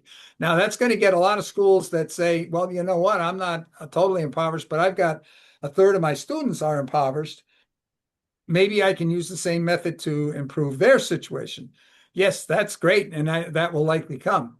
But the problem, one of the things that was pointed out was that so many of the projects, the experiments that have been done in education have been done in schools that are in the middle or the upper half of schools, not necessarily going into those very worst schools like Teddy Roosevelt High School in the Bronx that I was describing. But those are the schools that we need to turn around. And so to demonstrate that we can do that shows that any school at any level can succeed. But showing that higher level schools can do that does not demonstrate that it will work in the schools that need it the most. And so therefore they won't try. So we're looking to say, okay, we believe here, but we're not going to push that solution, but we believe simply going and switching from calendar based to mastery based is the number one factor that will change education outcomes. By definition, if you can't proceed until you've mastered on each one of the learning units, then that means you're going to have mastery on those learning units. So by definition, the project will be successful. The only way it's not successful is if the students strike and decide, no, I'm not going to put any effort in, and I'm not even going to try to work my way forward. But we're And not. while we have just to, I know we've got some time left. Before you go on, and while you're talking about students, I noticed Mohammed just dropped in. If maybe you could give Mohammed a bit of a brief of what we're talking about right now, and maybe have him chime in on his side of the supply and demand of education because he's a student. And I'm gonna jump off here. I have to jump off, and um, I'd love to continue the conversation. It would be great to have a student, kind of somebody in all the different perspectives that are engaged in drafting up this solution that we're talking about, and to be able to deliver something, that's substantial. Again, I think it's outside of the system, and so we have a difference in the application. But I'm curious of how we can bring this together, with something that is in of the system, in the system, but not of it. Well, we need all of that, Jay. We need those who are able to strategize within the system and those who are able to strategize externally Absolutely. as well. So that contribution is so very important if that's where you're coming from outside of the system. How do we promote that? Where do we stand? What's our positioning here? What's our communication strategy externally? Yeah. That's a huge contribution. So if you put your mind there, instead of maybe even being pulled into that side of the strategy, if you want to focus on the Right. external strategy and communication, perhaps we also explore that as well. But it's very Well, important that we mm, focus on each time when we're discussing something that we focus on that, because otherwise we don't go anywhere. Because if you've got 1,000 ideas on the table and everybody says let's go forward on all 1,000 ideas, you're not going to get anywhere. So what we got to do is make sure that we on certain meetings we're focused on this. On other meetings, we're focused on that. This particular meeting is focused on how do we change the system, not how do we change the methods of education. And I think that's more where you're looking at. That's something that could, for example, we could be talking about. On Hey, another day, on another topic. exactly. Yeah, Yes, because yes. there's tons of opportunities there. You've got homeschooling, you've got the private schools, you've got charter schools. There's a lot of opportunity for that kind of a solution as well. It's just that it's different from what we were talking about today. yeah. Yeah. Okay. Well, we'll to be continued, and Okay. you Okay. guys have a great rest of the day. Okay. Thanks a lot, Okay, Jay. thanks so Okay. much, Jay. Okay. Bye-bye. Hi. Mohammed, just briefly here to catch you up a little bit on what we've been talking about. Uh, in the United States here, I think you're from West Africa, if I'm not mistaken. Is that correct?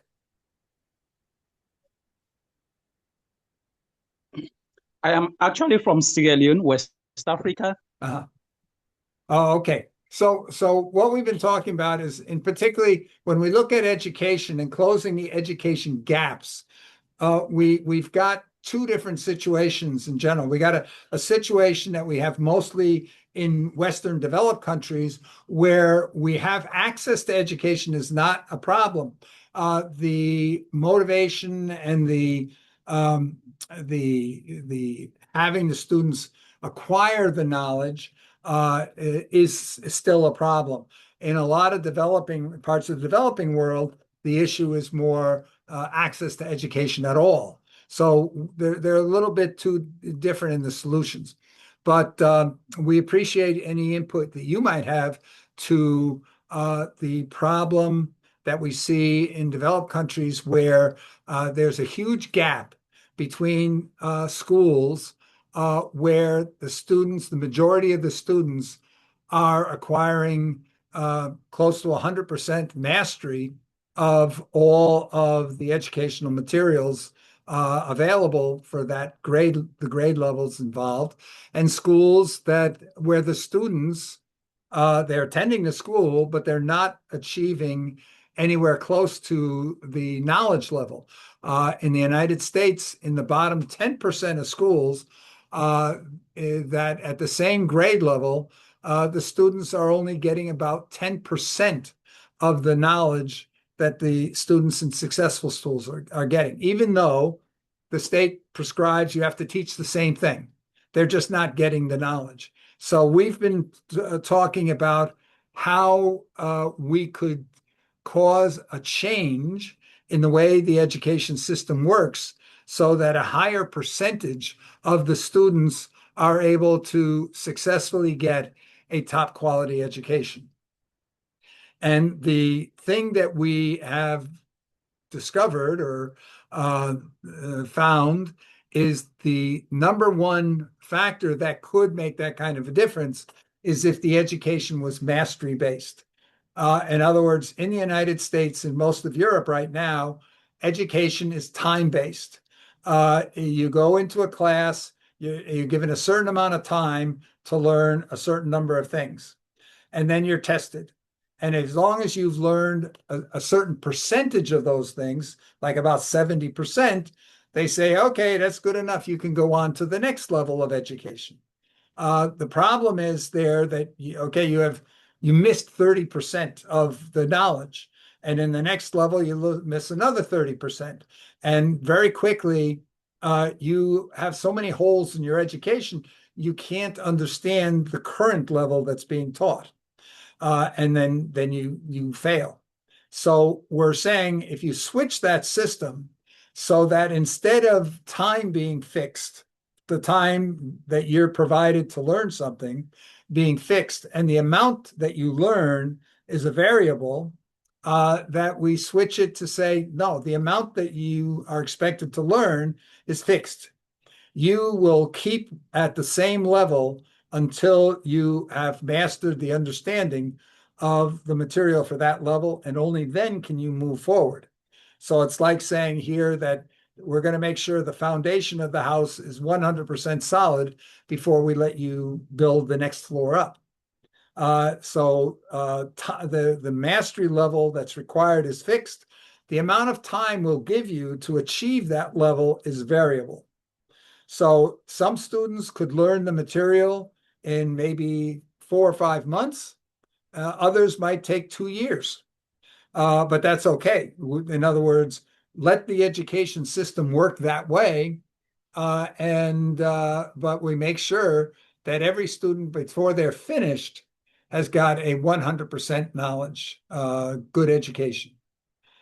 Now, to do that, you can't have a one size fits all if it's all based on mastery and everybody is achieving mastery at a different pace. So you can't have and say Monday the teacher's going to teach this and on Tuesday they're going to teach that, because some of the students didn't complete the Monday work by Tuesday. So you have to go to a learner-based system where each learner is responsible for learning the material on their own, and the teacher is no longer an instructor, but rather they are a coach. They're watching from the side, and as long as the student is doing fine and making progress, they just let them continue. But if a student is having difficulty, more than reasonable difficulty on something, then the teacher intervenes to help. But primarily the teacher intervenes to help that student find out how can they get themselves unstuck for that kind of problem on their own.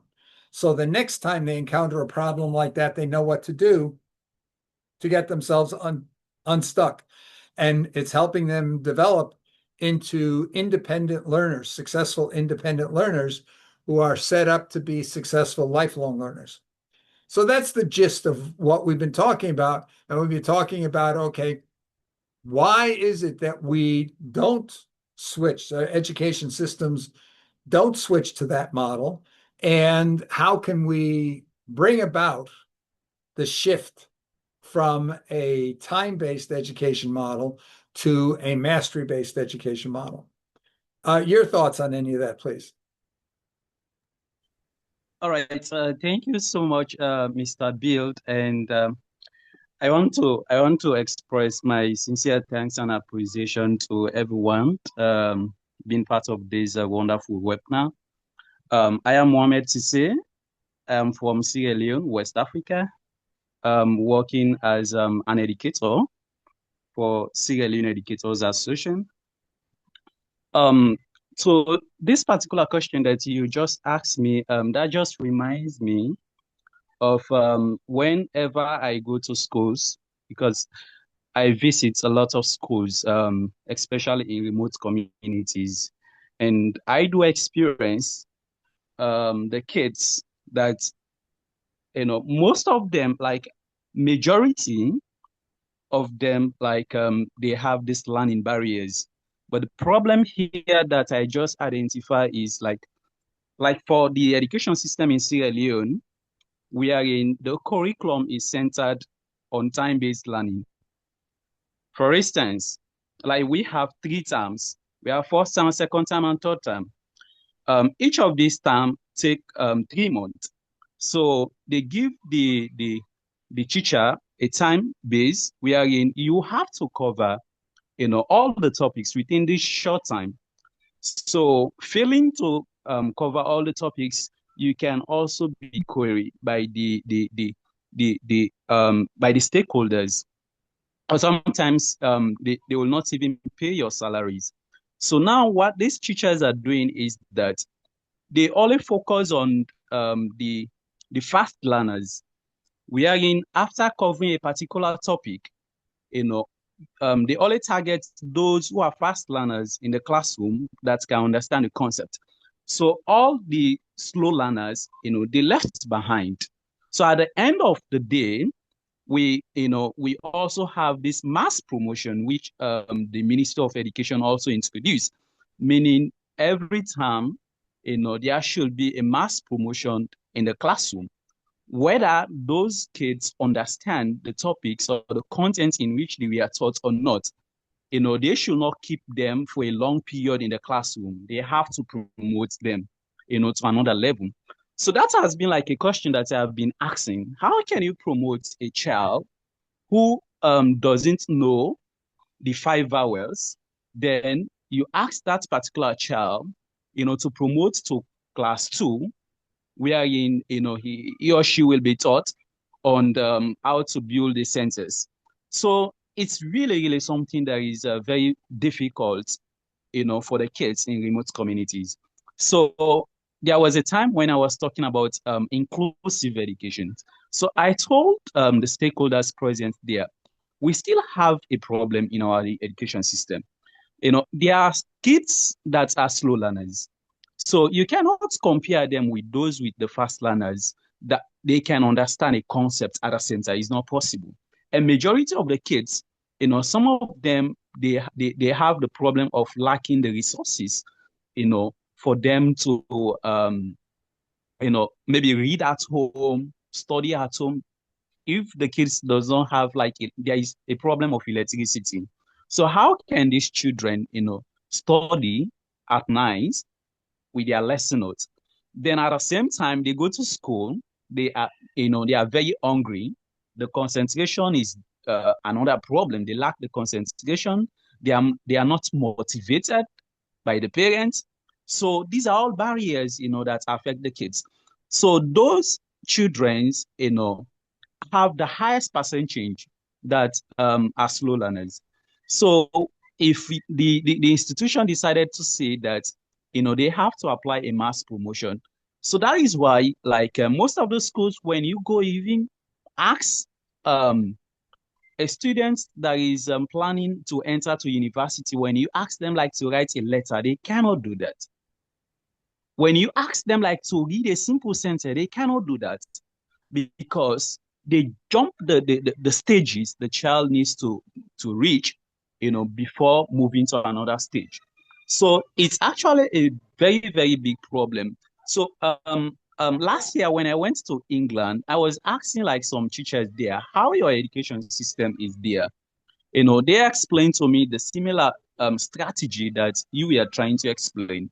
But that just reminds me that the mastering system of education, I think, is the best system if only we adopt those systems in our school curriculum without looking for the time.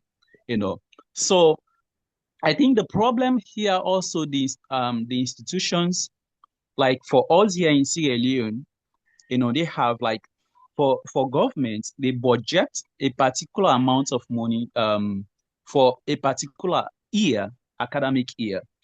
So when those kids, when the number of kids increases that fail to promote to another level, that will add more burden to the school to the government to pay high percentage of um, the government resources to support the education. But if actually the government decided to look at, because of they spend huge amounts of money, to support those kids, so that is why they decided to introduce the mass promotion. It doesn't make sense because we can have graduates you know who are still finding it very difficult to secure a job because they did not understand what they study.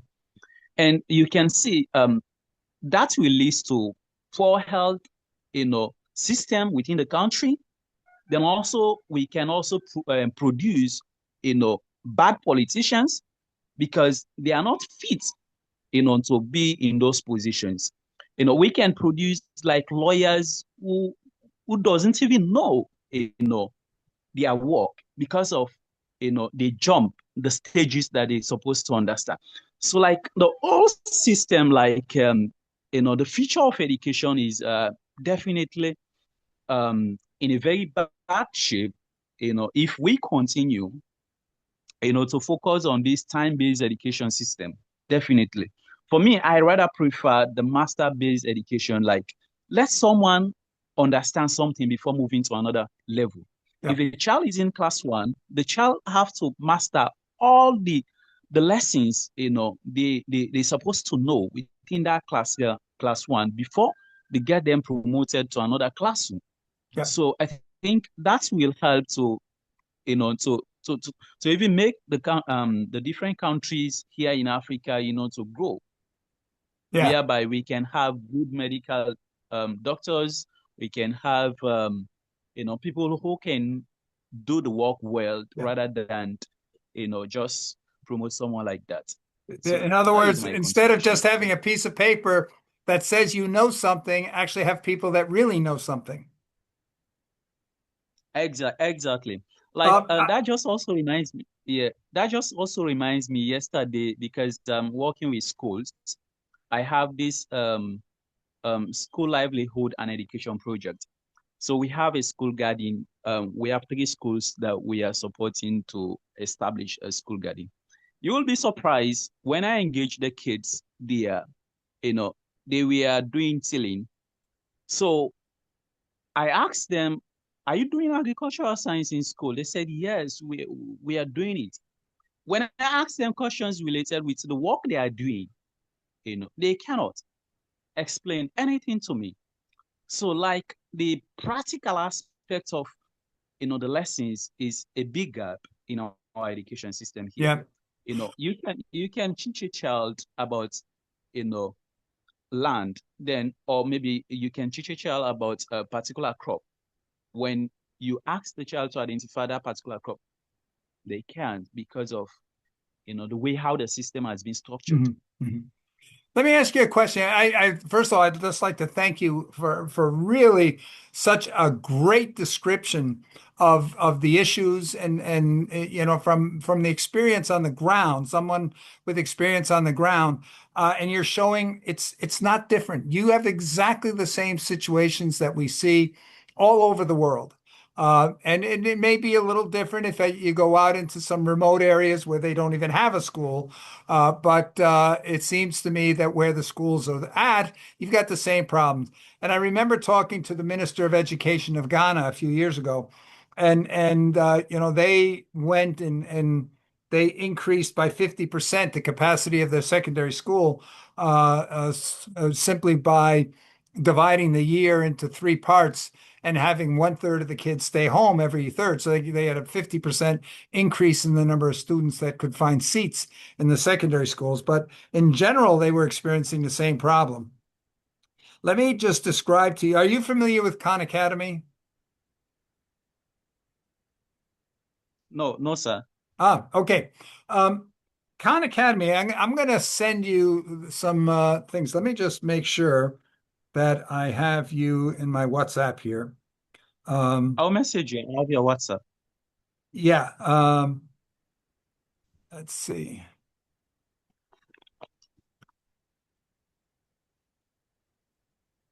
Yep. Okay, I've got you there. So what I'm going to do is I'm going to send you some links. Khan Academy is currently being used by some 140 million students around the world. It's available in more than 40 different languages. And what we have been suggesting is what it does is it breaks down, for example, math into an average of about 100 learning concepts a year. So if you take here 1 year's worth of what somebody is supposed to learn in math, and then you divide it into every single step. So, for example, learning how to add single digits is one step. Learning how to add multiple digits numbers with carrying the result. That's a separate skill. So they call these things skills.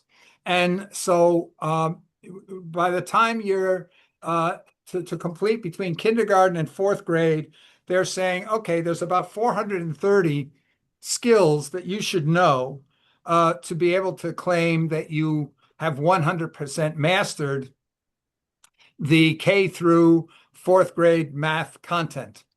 And but what we know is that most of the students currently in our bottom tier of schools, and especially like the bottom 10% of schools, we have just in one state, New Jersey, we have probably about 100 schools that have never had even 10% of students in fourth grade be able to test as proficient in math at that level, less than 10% of it. So 90% of the kids they don't know how to do that work.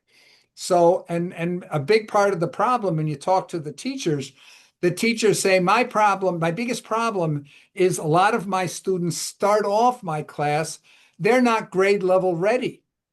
So I don't know what to teach them because if I teach them my grade level, they have no idea what I'm talking about. They don't understand because they never learned the material from 2 and 3 years ago.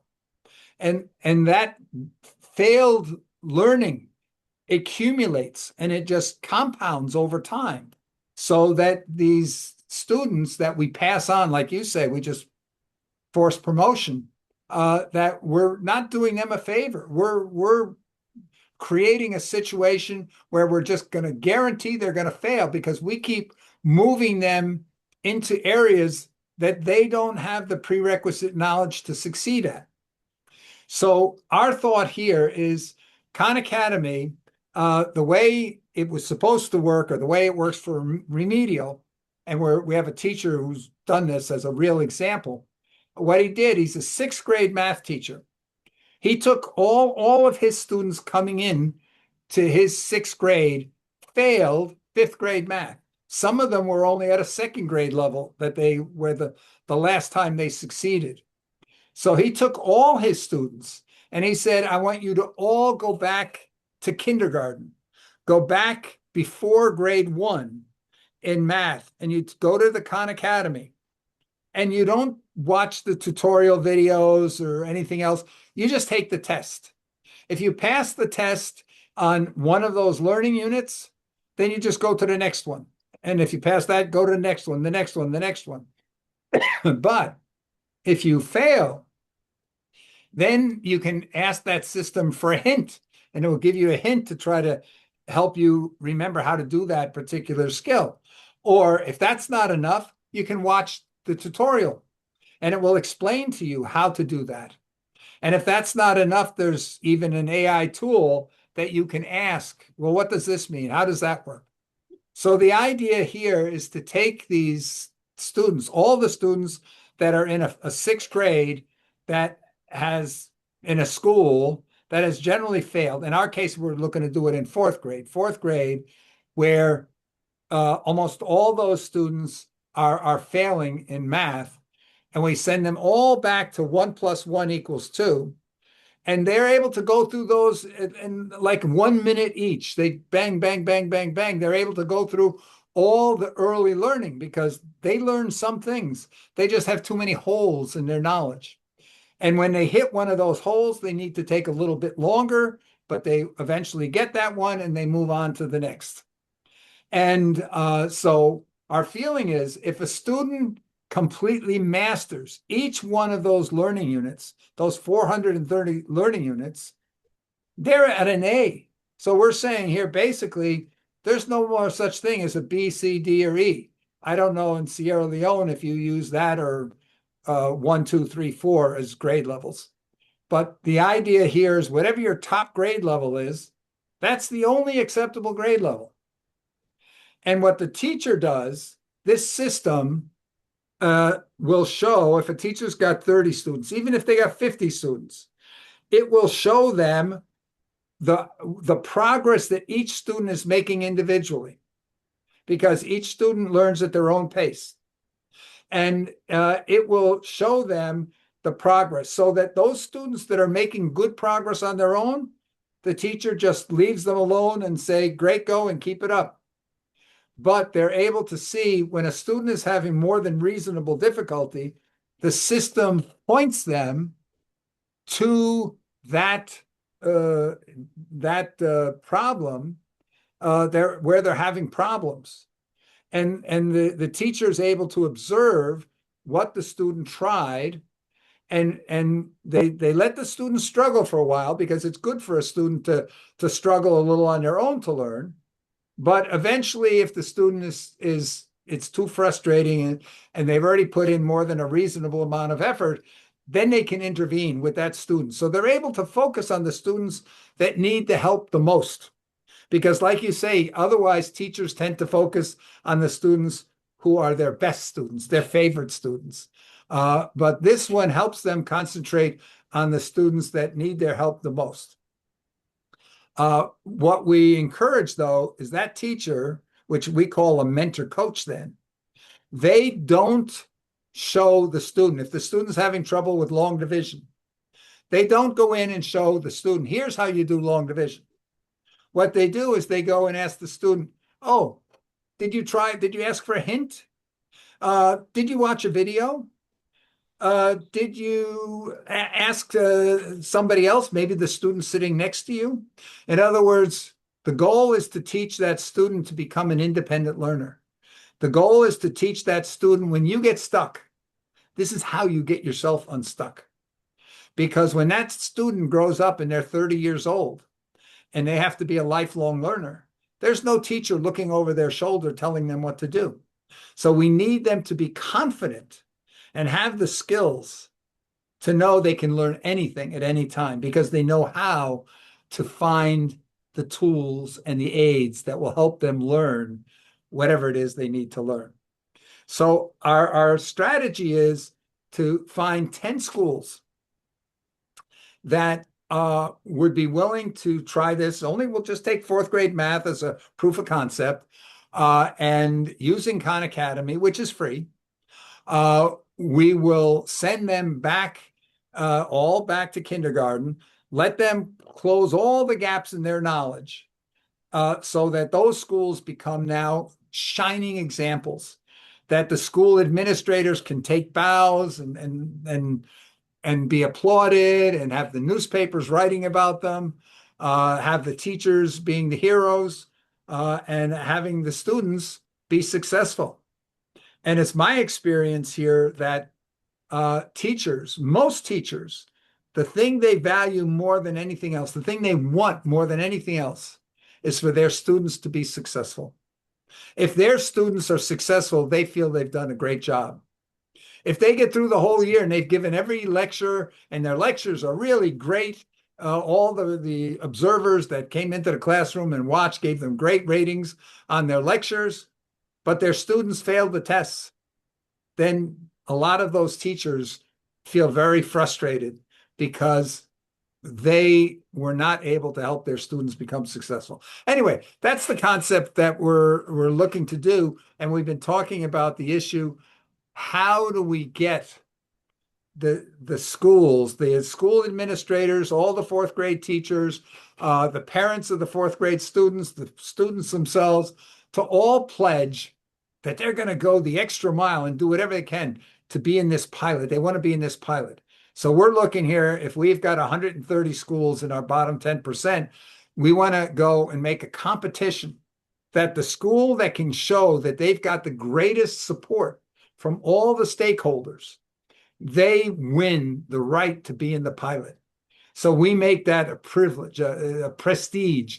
There's a huge prestige because it's almost like you made the final 16 in basketball. You made it into this special program, and then be able to go and motivate them to keep it up for the whole year, and create a mentor program. Maybe people like yourself who are mentoring 10 mentor teachers that are doing this, so that if you see one teacher is doing a lot worse, their students are doing a lot worse, all the other teachers, their students are doing better, then you can sort of look into, well, what's that one teacher doing? How can you help them be more successful in helping their students become more successful?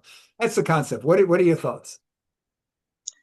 Yes, definitely. I love the concept so much because it's it, it's it's actually like a solution towards the problem that we are currently facing in our schools. So what I will definitely do, for the fact that you have shared the link to me, then I will see how best I can open the link, and I will definitely message you. So now what I just want to ask is that, like for instance, in a situation we are in, like the schools already have a time frame, for them to cover, the syllabus, Right. which is, they have been supervised by the Ministry of Education. So in a situation we are in, they decided to follow this strategy, you know, and also unable to complete the syllabus. So that is the situation that I'm trying to see. Yeah. How can we able to address that between the ministry and also the teachers so that they will not have a problem? Yes. Maybe You're hitting exactly what we were talking about here for the last couple of hours. The problem we've got is exactly the same. The states have prescribed what they call the pacing guide, which is the syllabus, the breakdown of what the teacher has to teach each week. And the problem is, even a teacher who is using this method that I described and is extremely successful, he's going to get in trouble because he didn't follow the guide for his grade level for that year. And the problem is, if you've got a student that's only at a second grade level, what use is it to teach him sixth grade math, to give instruction on sixth grade math, because he doesn't understand it? So what we're trying to get the officials to understand is we need to switch away from time-based education to mastery-based education.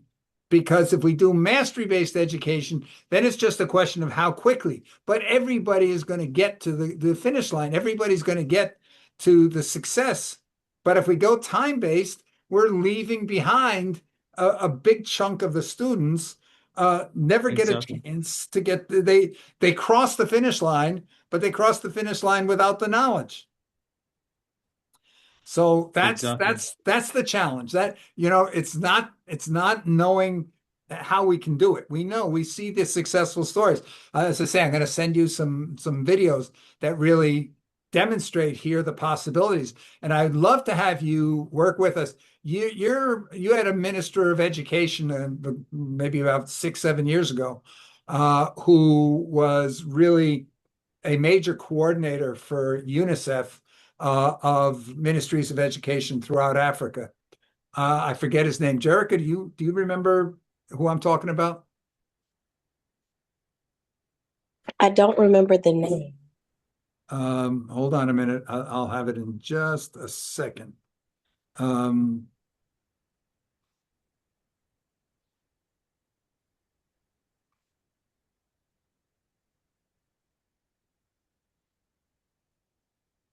of Education of Sierra Leone, that worked very closely with UNICEF in coordinating ministers of education.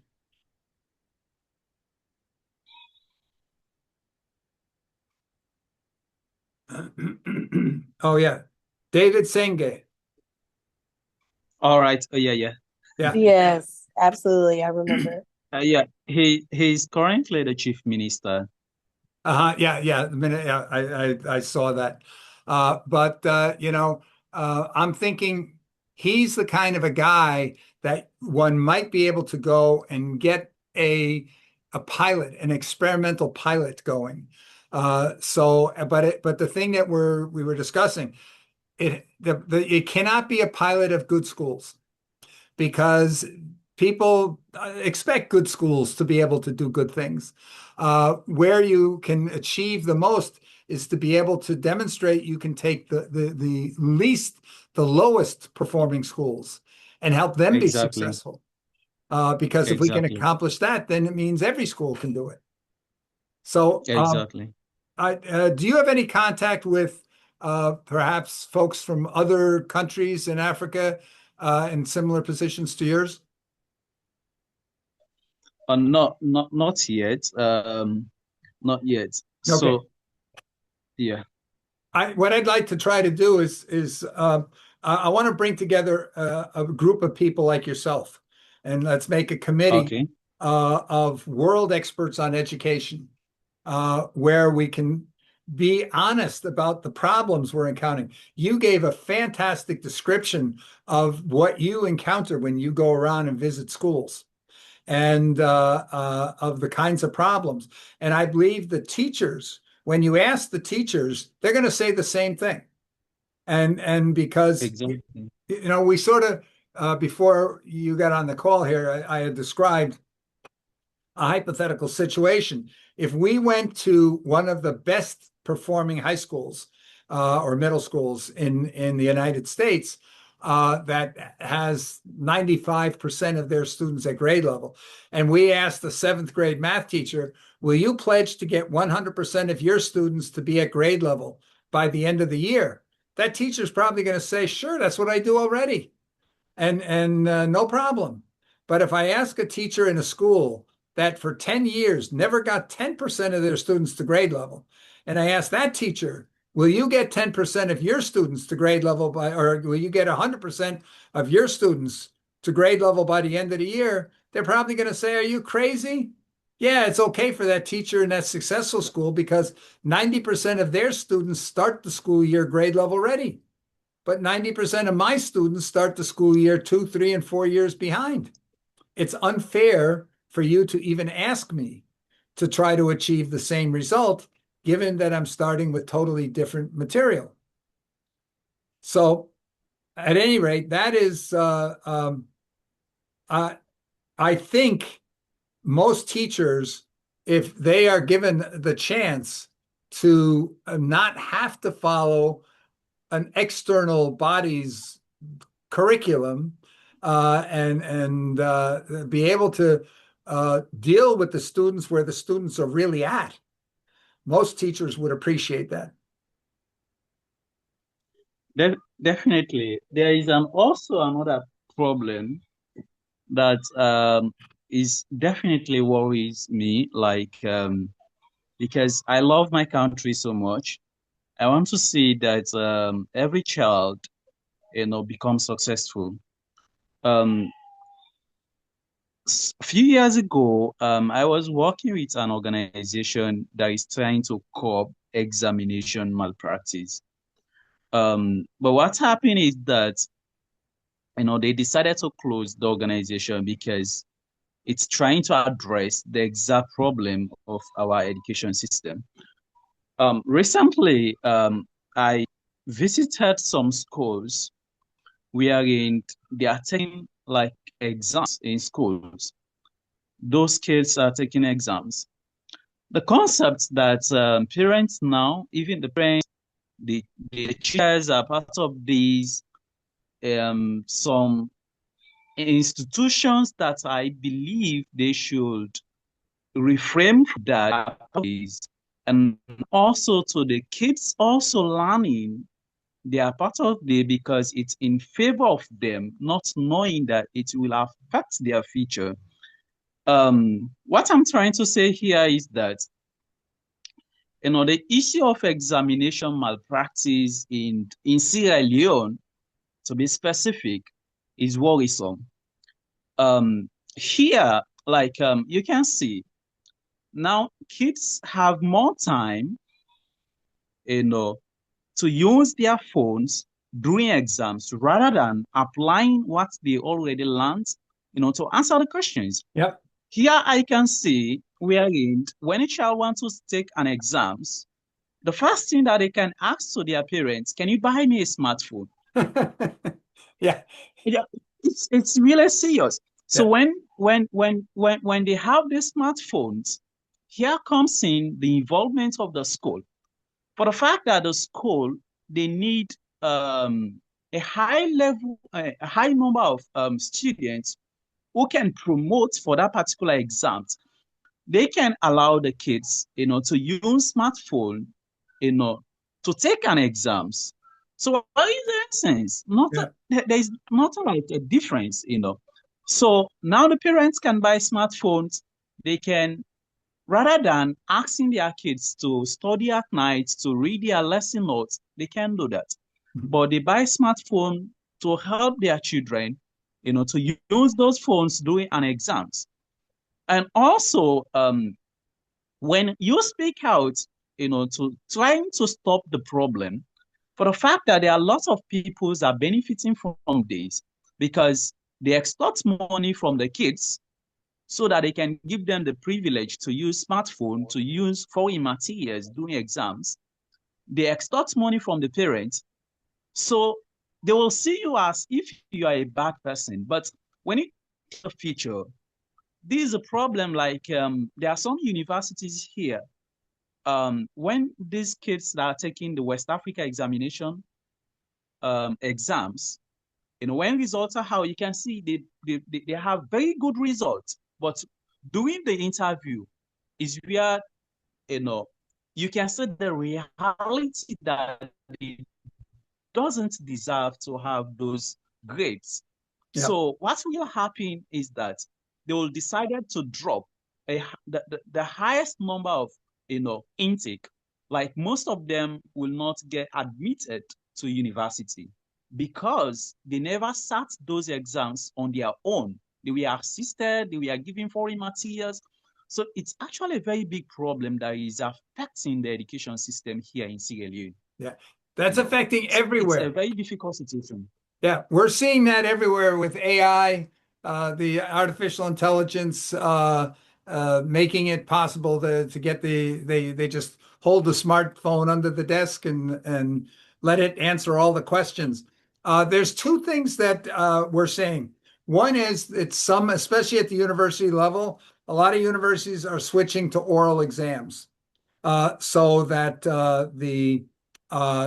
you have to know it because they're going to ask you and you have to tell them the answer. So you don't have a chance to just write something down or have something else write it for you.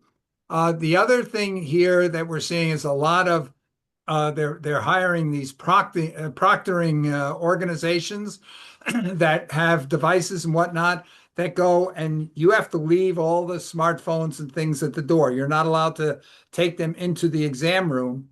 And finally, the thing that I'm looking for this Khan Academy has an AI called Khanmigo, where if a student has problems with an exercise, it sees the student is having trouble doing long division or whatever, that it starts to talk to the student, but it never tells the student the answer.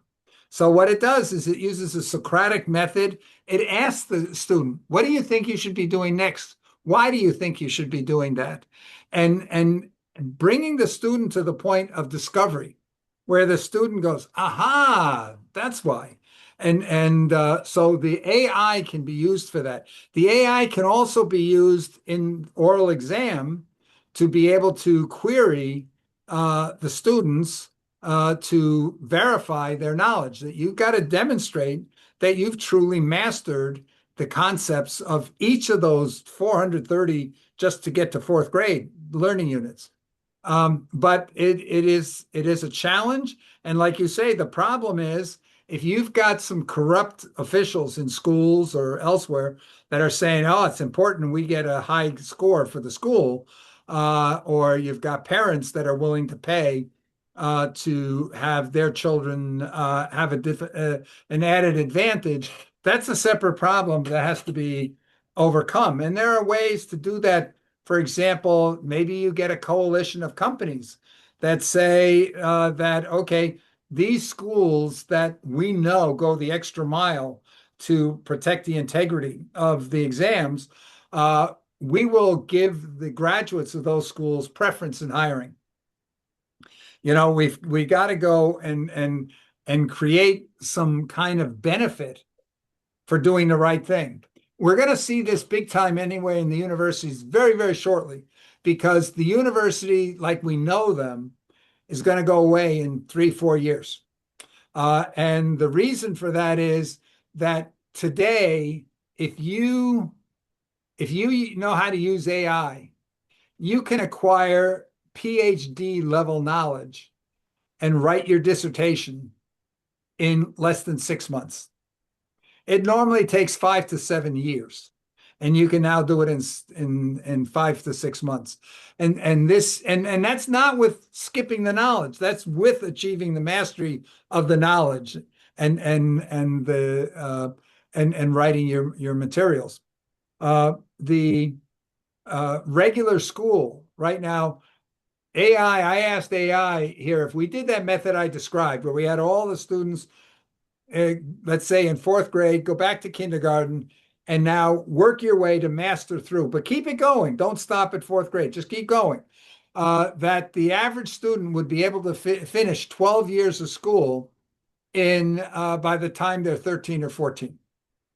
And they'll be able to complete a master's degree level of knowledge by the time they're 18 or 19. So on the one hand, that's going to be an issue that people are going to say, "Hey, if I can get this knowledge in half the time, why shouldn't I do that? If I can get this knowledge that I'm going to actually master it better, I'm going to take that path." The other thing that's going to happen is jobs. We're already seeing the jobs are starting to get lost to AI. AI is taking over a lot of jobs. So even like in California right now, college graduates are having a huge problem getting a job when they come out of college, because law firms, computer firms doing computers, they are computer programming. Even in some of the nurse professions in medical, the administrators and so forth, these jobs are being taken over by artificial intelligence. And so as people see, "Oh, that university is not going to get me this job, I'm not willing to spend 4, 5, 10 years in getting university education if it's not going to help me get a job."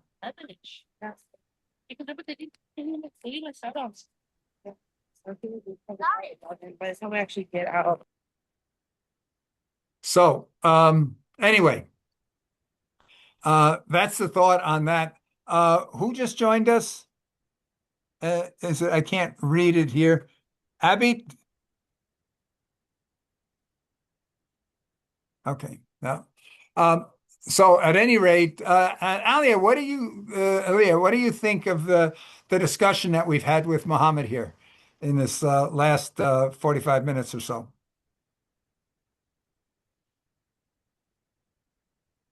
Fünf Minuten. Sorry, do you mean in terms of Well, like in having somebody with real hands-on practical experience describing the same situations. yeah, I think that would be useful. Yeah. Yeah.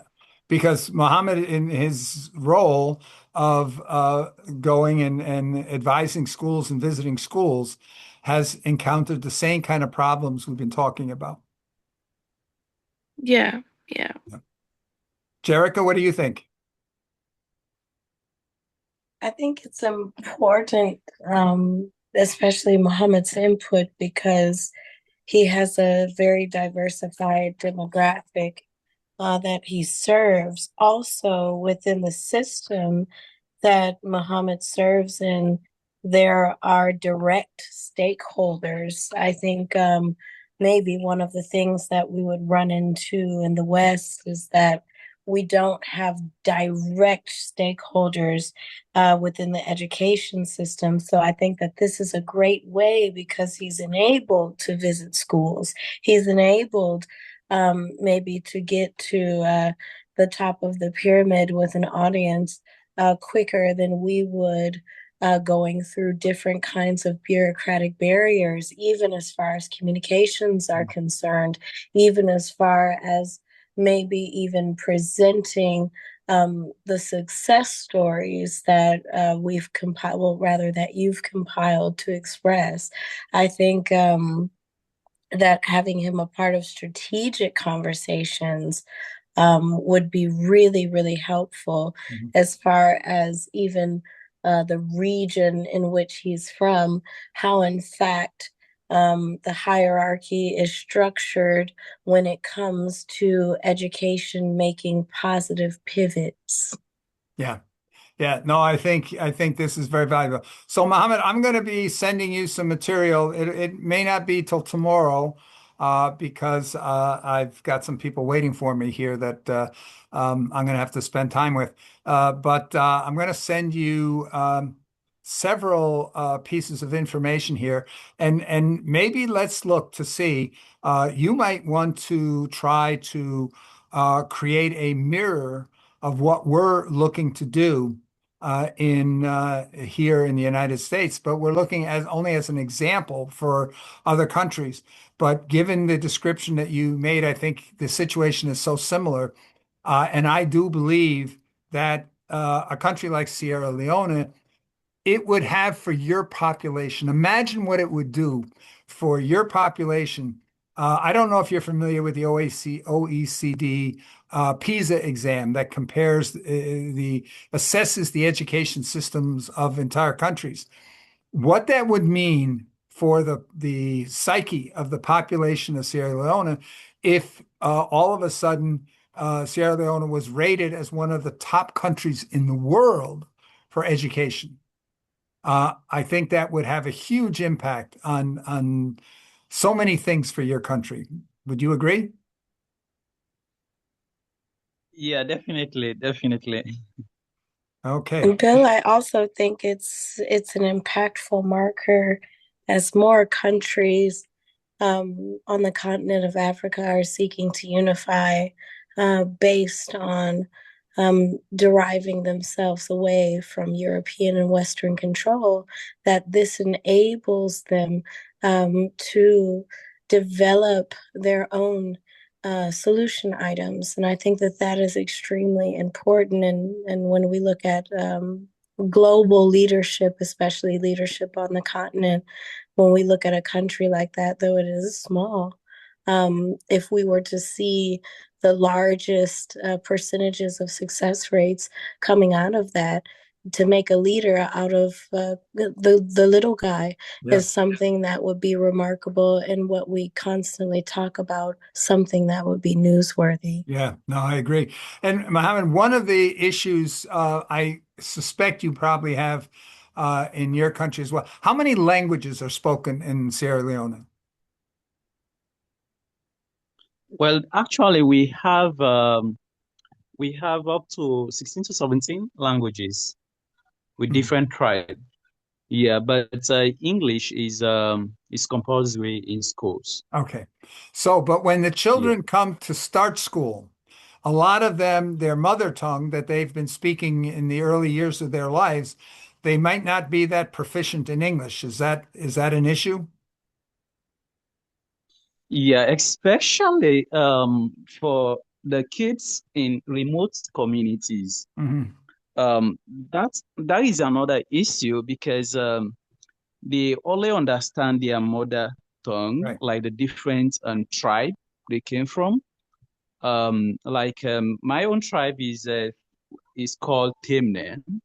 So when you visit schools around these localities, the parents, the other young ones, they speak that particular language, not English. Yeah.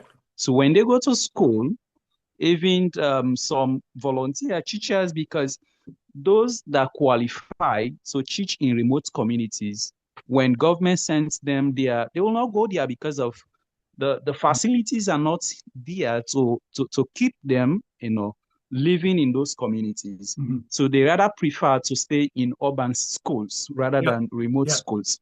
Yeah. So all a volunteer teacher stays in remote schools. Yeah. And those volunteer teachers are not well trained and qualified.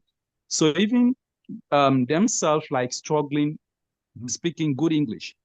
So that is also another barrier for the kids even to know how to speak good English and So able to yeah. understand, the So content. we have a situation. You may not be aware. In the United States, they have a national exam, and at the end of 2024, 2 years ago, the results there showed that 40% of 10-year-olds, of fourth graders in the United States, are basically functionally illiterate. So we grade on four levels. You've got proficient, then you've got above proficient, then you have basic, and then you have below basic. 40% of all American students scored below basic. That means they don't even have basic understanding of English. It's not that they understand another language, they don't understand any language. So when they went and looked, they see the problem is if a child grows up in a poor household or a remote household, they don't get exposed to as many ideas. They don't have an adult that is talking to them all the time, explaining everything around them in correct English. And so these students, when they come and start kindergarten, they're 2 to 4 years behind some of the other students in terms of their verbal vocabulary. And to try to teach somebody to read, if they don't have the verbal vocabulary, you can teach them how to decode the letters, but they don't understand the meaning of the words. And this is what we're experiencing in the United States. And it's gotten tremendously worse over the last 30 years. So what we've looked at this, the problem is that in the poorer families, a lot of times it's a single parent household, or they have to work 2 or 3 jobs to make enough money to take care of the family. So they don't have the time. Or maybe the parents didn't get the education themselves, so they don't have the education to be able to pass on to their children. Or, like you say, their primary language of the parents may not include good English. And so they can't help the child build up that vocabulary. So we're looking here at creating a competition to develop what we call a parent assistant or a supplemental parent. This is an AI companion for children from birth, 6 months old all the way up to when they start school that will just read them stories. We'll ask them questions, just continually talking to the kids. But the AI can see and hear everything the child sees and hears. So if they see a child point at something, they can say, "Oh yeah, that's a dog," or whatever. But it's what they call serve and return, so that all these children, by the time they get to school, they have the same verbal vocabulary. They have the same mental maturity. They've got the same general knowledge about things that were explained to them throughout the year. There was a big study done in the US that showed by age 3, the difference between an upper middle class household and a bottom, lower class household is 32 million words. The child from that poor household has heard 32 million words fewer by the time they're 3 years old. And most of the words that those poor children hear are things like, don't do that, don't touch that, go do this. And instead of explanation about what's going on around them. So this could be something here that if we could get a country in Africa to help us. We're trying to get the X prizes that to offer maybe a prize of like 10 or $20 million to the first company that can provide a AI assistant parent to be a companion of these early age children to help them do the brain development. Because we know if a child does not have all that exchange and language in those early years, the brain actually doesn't completely develop. There's these mylar or whatever they call it that goes and creates the connections between the synapses in the brain that doesn't develop for these kids. And so later on, when they go to school, the school can't make up for that. So these kids are disadvantaged for life. So we're thinking here, we want to make this prize. They got to come up with a solution that's available at a very, very low cost of just a few dollars a month to be able to provide a child to be able to have access to something like this, something that foundations can afford for really poor children, maybe daycare centers can have. So where there's 3 or 4 kids and the AI on a screen and avatar is talking to them and reading them a story and saying, what do you think's going to happen next? Or, hey, kids, let's write our own story. Who's got an idea? What do we want to write a story about? And have the kids sort of leapfrogging each other with ideas. So what do you think about something like that?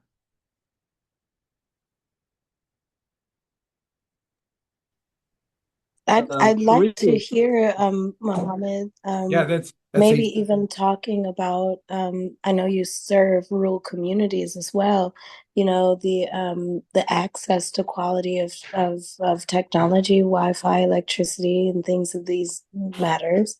When we're talking about these AI nannies, even though these things aren't available right now, perhaps positioning yourself to express what that future could look like. I just wanted to throw that Yeah. in there if quality of access to technology was extremely available. And I think, Jerica, the idea here is that could be the incentive for Yeah, a rural community to exactly. say, Yes. wow, that would be great if we had that. Look at where we could stair step Yes. Yeah. ourselves. So, Mohammed, what do you think? yes. Like I just want to support the idea of my my sister here. Of course, the access to technology is still a problem for us here.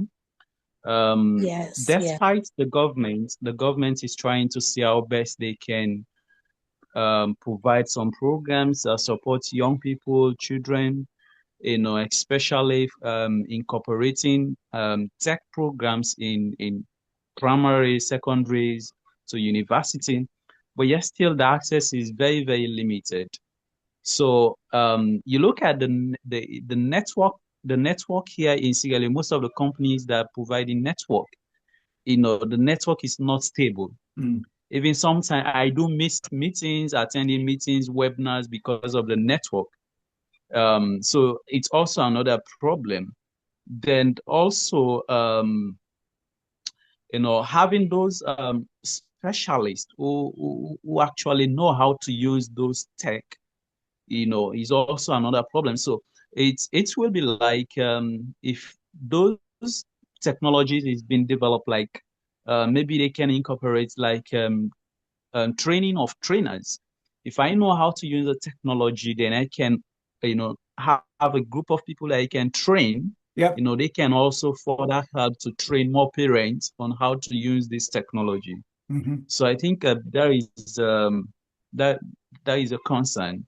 And there's also, I was And describing to you Khan Academy earlier.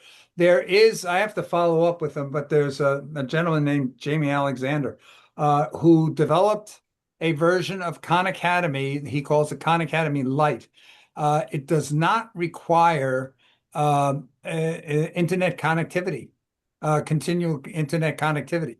So what they do is somebody on a bicycle or a motorbike takes a thumb drive around, and the local schools have Raspberry Pi. It's a server that costs less than $50, and they have some low cost tablets, and they're able to provide a classroom at a very, very low cost to have those devices. And then once a month or once every couple of weeks, somebody will drive by and they swap out thumb drives. So there's a thumb drive that has all the current information about where the students are currently at.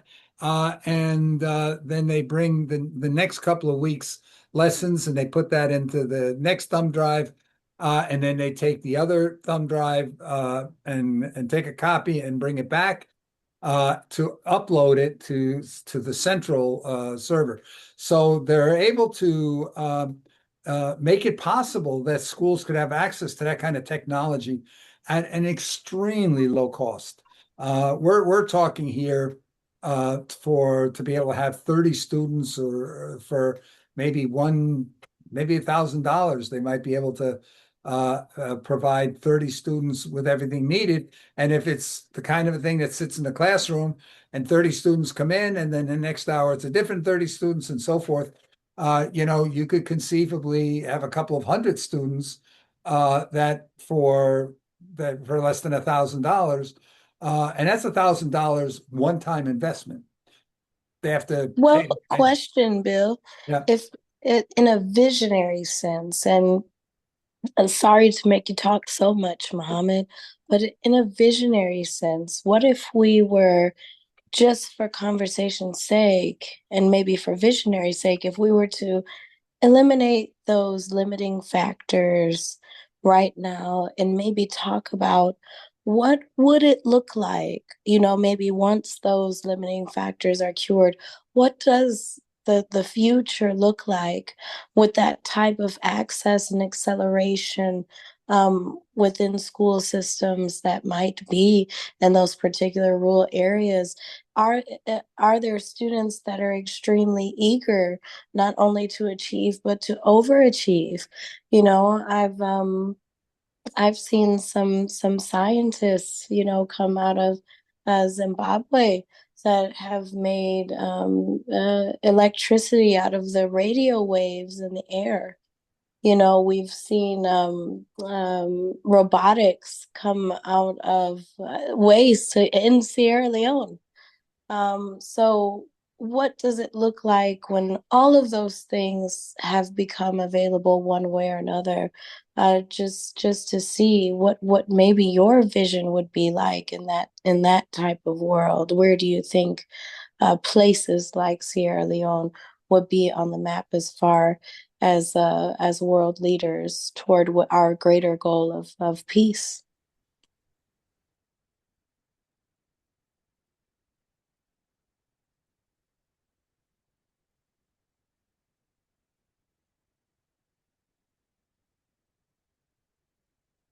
I think we've seen in Rwanda here an example of what a vision, how a vision can really change the situation for a country and a I population. I think so too, Bill. Just a few years ago, we were experiencing, genocide coming Yep. from that region of the world, and now they They're are building their own competing. smartphones. They're attempting to compete Oh in the yeah. market of flying transport. Not just Yep. taxi transport, for business people and what have you, but the difference of an hour when you're transferring blood or organs or Mhm, medicine, mhm. these things being able to take flight with drones and, Yep. automated flight capacity for taxi and ambulatory services. We've seen that country kind of elevate itself. It's Well, a wonderful vision yeah, that it's it's I it's bet you someone had this very audacious vision about 20 yeah. years ago, and they said, "You're foolish, your country has been scorched earth. How could you Yeah, ever think that you would invite Chinese technology in to even compete on absolutely. that type of market?" So that's what I'm looking And for. and I've you met know students. I've met Mhm. students, high school students from Kigali, and they could compete with the best high school students of any private school anywhere in the world. They're that good. So I think here to sort of raise the challenge in a country like Sierra Leone to say, hey, why should we limit ourselves from being in catch-up mode? No, let's go and challenge our population to lead the world, to show the world, for example, that we can be best among education. Instead of having Yes. our graduates wanting to go to the United States or to England for further studies, to have people from England and the United States wanting to come to Sierra Leone for further. Yes. And so, Mohammed, your comments on that, like what does that vision look like for you? Where do you see that? Yeah, thank you so much. Actually, that just reminds me like Sierra Leone, after independence in 1961, Sierra Leone is a country in West Africa that have the first university. Like people from Nigeria, Ghana, um, Guinea, Liberia, they used to come to Sierra Leone to pursue their career. But when you look at the situation here, is that all of those countries they have a very good education system right now compared to us here. Um, I can say because of bad leadership. So what I'm yearning to see for my country is to see wherein the education system is being um, improved, wherein our students here don't have to think of going to other countries, to get knowledge rather than staying here in Sierra Leone, learn new skills, new technologies that they can use to develop the country. You look at we are currently having like a brain drain here in Sierra Leone, wherein those who have the opportunity to travel to other countries like America, England, to pursue their career, you know, majority of them, they will not even think of coming back to Sierra Leone to share their experience, to serve their country rather than staying there. So those also who are good, maybe good teachers, good engineers, when they have the opportunity because of um the the the limited access to job, because of the low salaries, they rather prefer travel to another countries, to look for greener pasture, better job, live in the country. So that is the current situations that is affecting us here in Sierra Leone, wherein it goes down to the remote communities wherein qualified teachers are not willing to go there because of the facilities are not there. Yeah, So I yeah. want to see a situation where in Sierra Leone is being rated like they have again, the best educations, around the world. Yeah. No, this has been a very, very great meeting here. I really appreciate the input that we've had from several people, and especially Mohammed. Yours, my brain's just going crazy right now here because I know in within West Africa, especially referring to Ghana and other places. There's a big cooperation in education, is my understanding at least, among the West African countries. You've got the same standard testing and so forth. That maybe we can put together a committee, especially maybe a committee of even the students themselves, to come up with a plan of how to raise the education standard in those countries to being among the best in the world. Right now, is my understanding, Morocco is the only country in Africa that takes the PISA exam. Ghana did once, and they didn't score very high, so they decided not to participate anymore. But I think we could raise the education achievement level very, very quickly. And so we put the West African countries back on the list of the international comparison testing, and try to create a national movement to make Sierra Leone a star on education in the world. And we know it's possible because we see, for example, China went from being literally at the very bottom, one of the worst in the entire world, not too many years ago, to being more than 10% better than the second best country in the world. So this kind of thing is possible. You don't have to take generations. It can literally be accomplished in a few years.